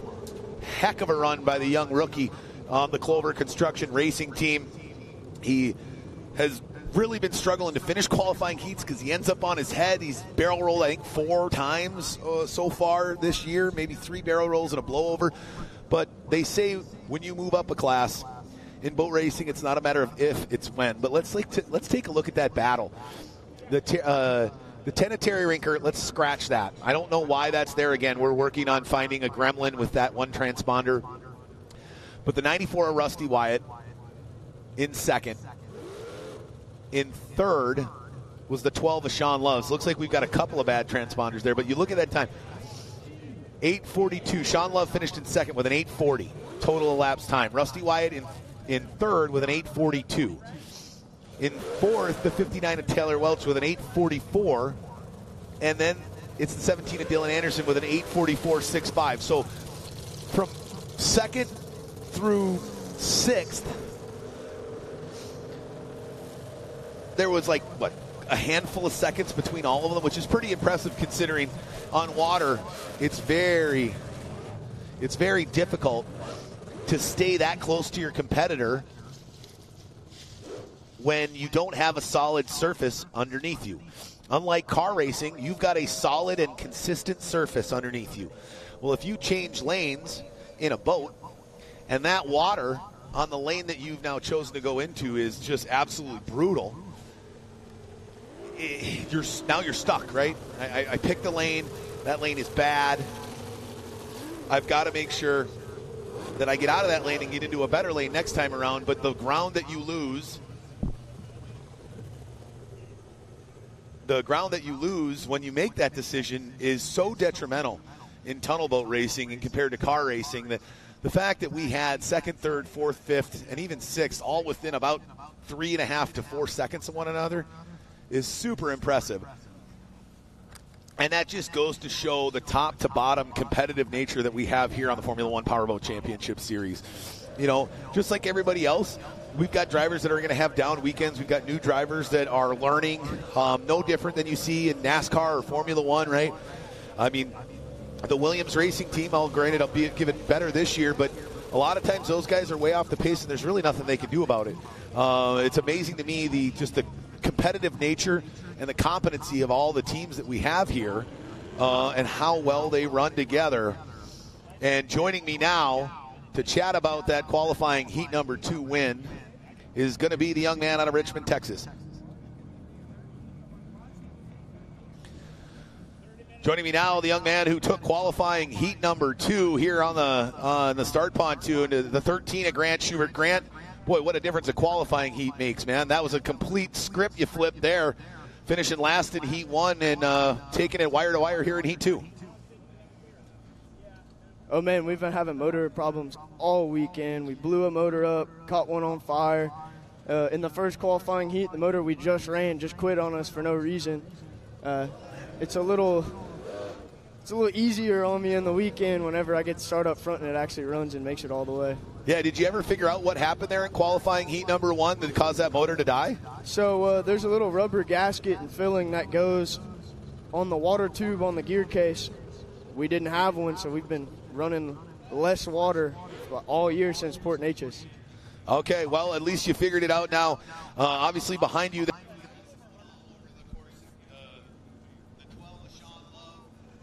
ran really well. There was less than 3 seconds between second and I think seventh. How hard is it to move up when you've got top to bottom such tough competitors here on the Formula One Powerboat Championship Series? Oh, man, it's really hard, especially when you have so many good drivers like Jeremiah, Dylan Anderson, Chris Rinker, Terry Rinker. Those guys know what they're doing. They've been doing it for a long time. You can't just go next to those guys and outdrive them because they know what they're doing. Yeah, a little bit different than the tri-hull where you just kind of run it flat out and slam into each other. We saw some great onboard footage from you in your tri-hull. But what do you take from the tri-hull and try to apply here when you get into the big Formula One boat? The best thing to do is just make your perfect lap. When you have clean water, if you make your perfect lap, nobody's going to catch you.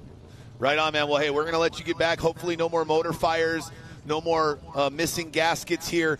You collect some good points, but I know you got a long road ahead of you because you didn't get any points in qualifying heat number 1. And it's going to be a tough weekend for you, but maybe, just maybe, you'll find your first podium here in F1. Man, I hope so. Right on. That is the number 13 of Grant Schubert, your young driver who went wire to wire here in qualifying heat number 2. And he's looking to do some more damage tomorrow. Because, again, we're going to be back tomorrow morning here for day 2 of Boats, Beats, and BBQ racing action here at the inaugural event here in beautiful Grand Lake in Grove, Oklahoma. Again, we take a look at our schedule for tomorrow. Tomorrow, we're going to start things off at 9 a.m. here. That's right, ladies and gentlemen. have fun tonight, but thankfully it'll be an early night so you can get back here at 9 a.m. We're going to go live on Facebook and YouTube.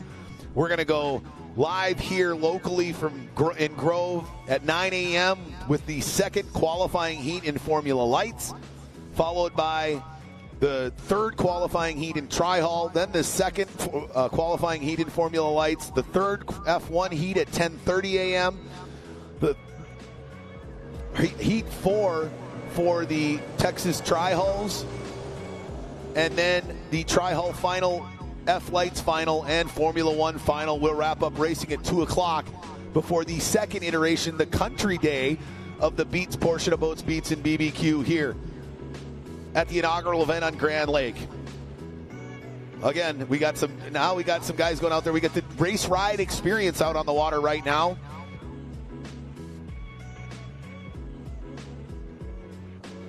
And we take a look at there. That's the Formula One race ride experience. There is a Formula One Powerboat Championship Series fan in the cockpit with multi-time world and national champion and series CEO Tim Siebold, as we're going to give some people the ride of a lifetime and experience what's it like to turn 4+ G's in the quarter in speeds in excess of 100 miles an hour here on the shores of Grand Lake.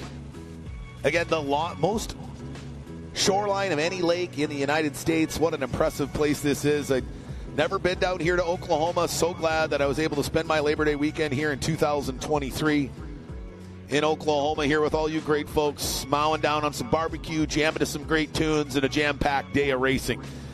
Well, that's going to wrap it up for us here. We really appreciate you guys being with us here locally and wherever you are all across the world. We hope you enjoyed day one here at Boats, Beats, and BBQ on Grand Lake. We're going to say a quick few words from our sponsors, and we're going to wrap things up here for day one, and we'll be back tomorrow at 9 a.m.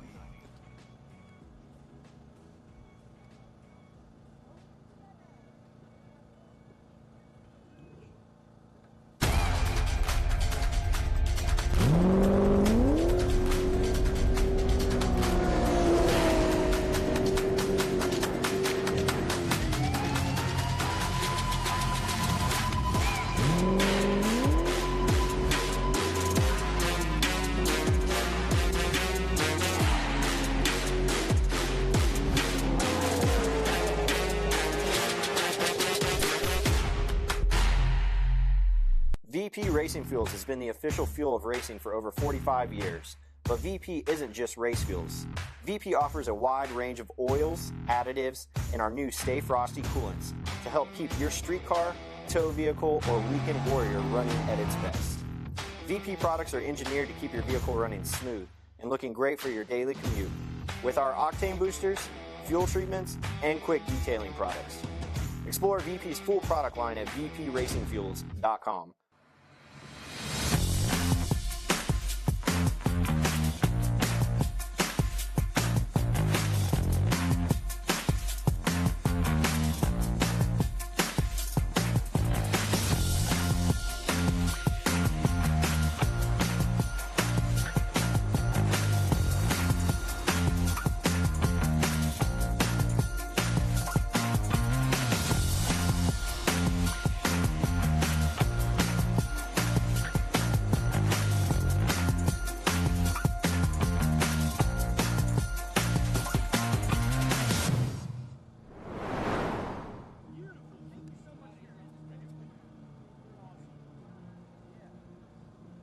All right, race fans, to wrap things up here, appreciate you joining me here for day one. We're going to thank our last few sponsors here, and we're going to wrap things up. On top of the great sponsors there, VP, Kicker, Mercury Racing, there's the great folks at Moto Marketing Group. Moto Marketing Group provides award-winning advertising and strategic marketing solutions to any size company or team with one-on-one service and consulting. Moto Marketing Group excels in racing and sports marketing, advertising, and design, and they have the track record to prove it. From boats to cars, motorcycles, if it has an engine, they can make it scream. Excel Sports, official apparel provider of the Formula One Powerboat Championship Series. Axel Sports, your passion drives us to excel. Racing Communications, they're radios for racing. JH Performance Boats, custom handcrafted shallow water bay boats built with the highest quality materials. Seabold Sports, world champion powerboat racing since 1939. And the official sponsor of the Formula Lights division of the Formula One Powerboat Championship Series, Seaway Marine. Seaway Marine is your one-stop dealership for current and vintage outboard and stern drive parts. They specialize in hard-to-find and no longer available new old stock for Johnson, Evinrude, Yamaha, Gale, Mercury, Force, and Chrysler outboard motors, as well as OMC, Merc Cruiser, and Volvo stern drive and engine parts and Chris Crafts. Seaway Marine, your one-stop boat motor shop. Find them at seawaymarine.com. All right, ladies and gentlemen, well, on behalf of everybody here at the Formula One Powerboat Championship Series, I appreciate you for joining us today for a great weekend of racing so far here. We're day one in. Tomorrow we're going to be back with more phenomenal top-notch Formula One, Formula Light, and Tri-Hull racing here on the shores of Grand Lake.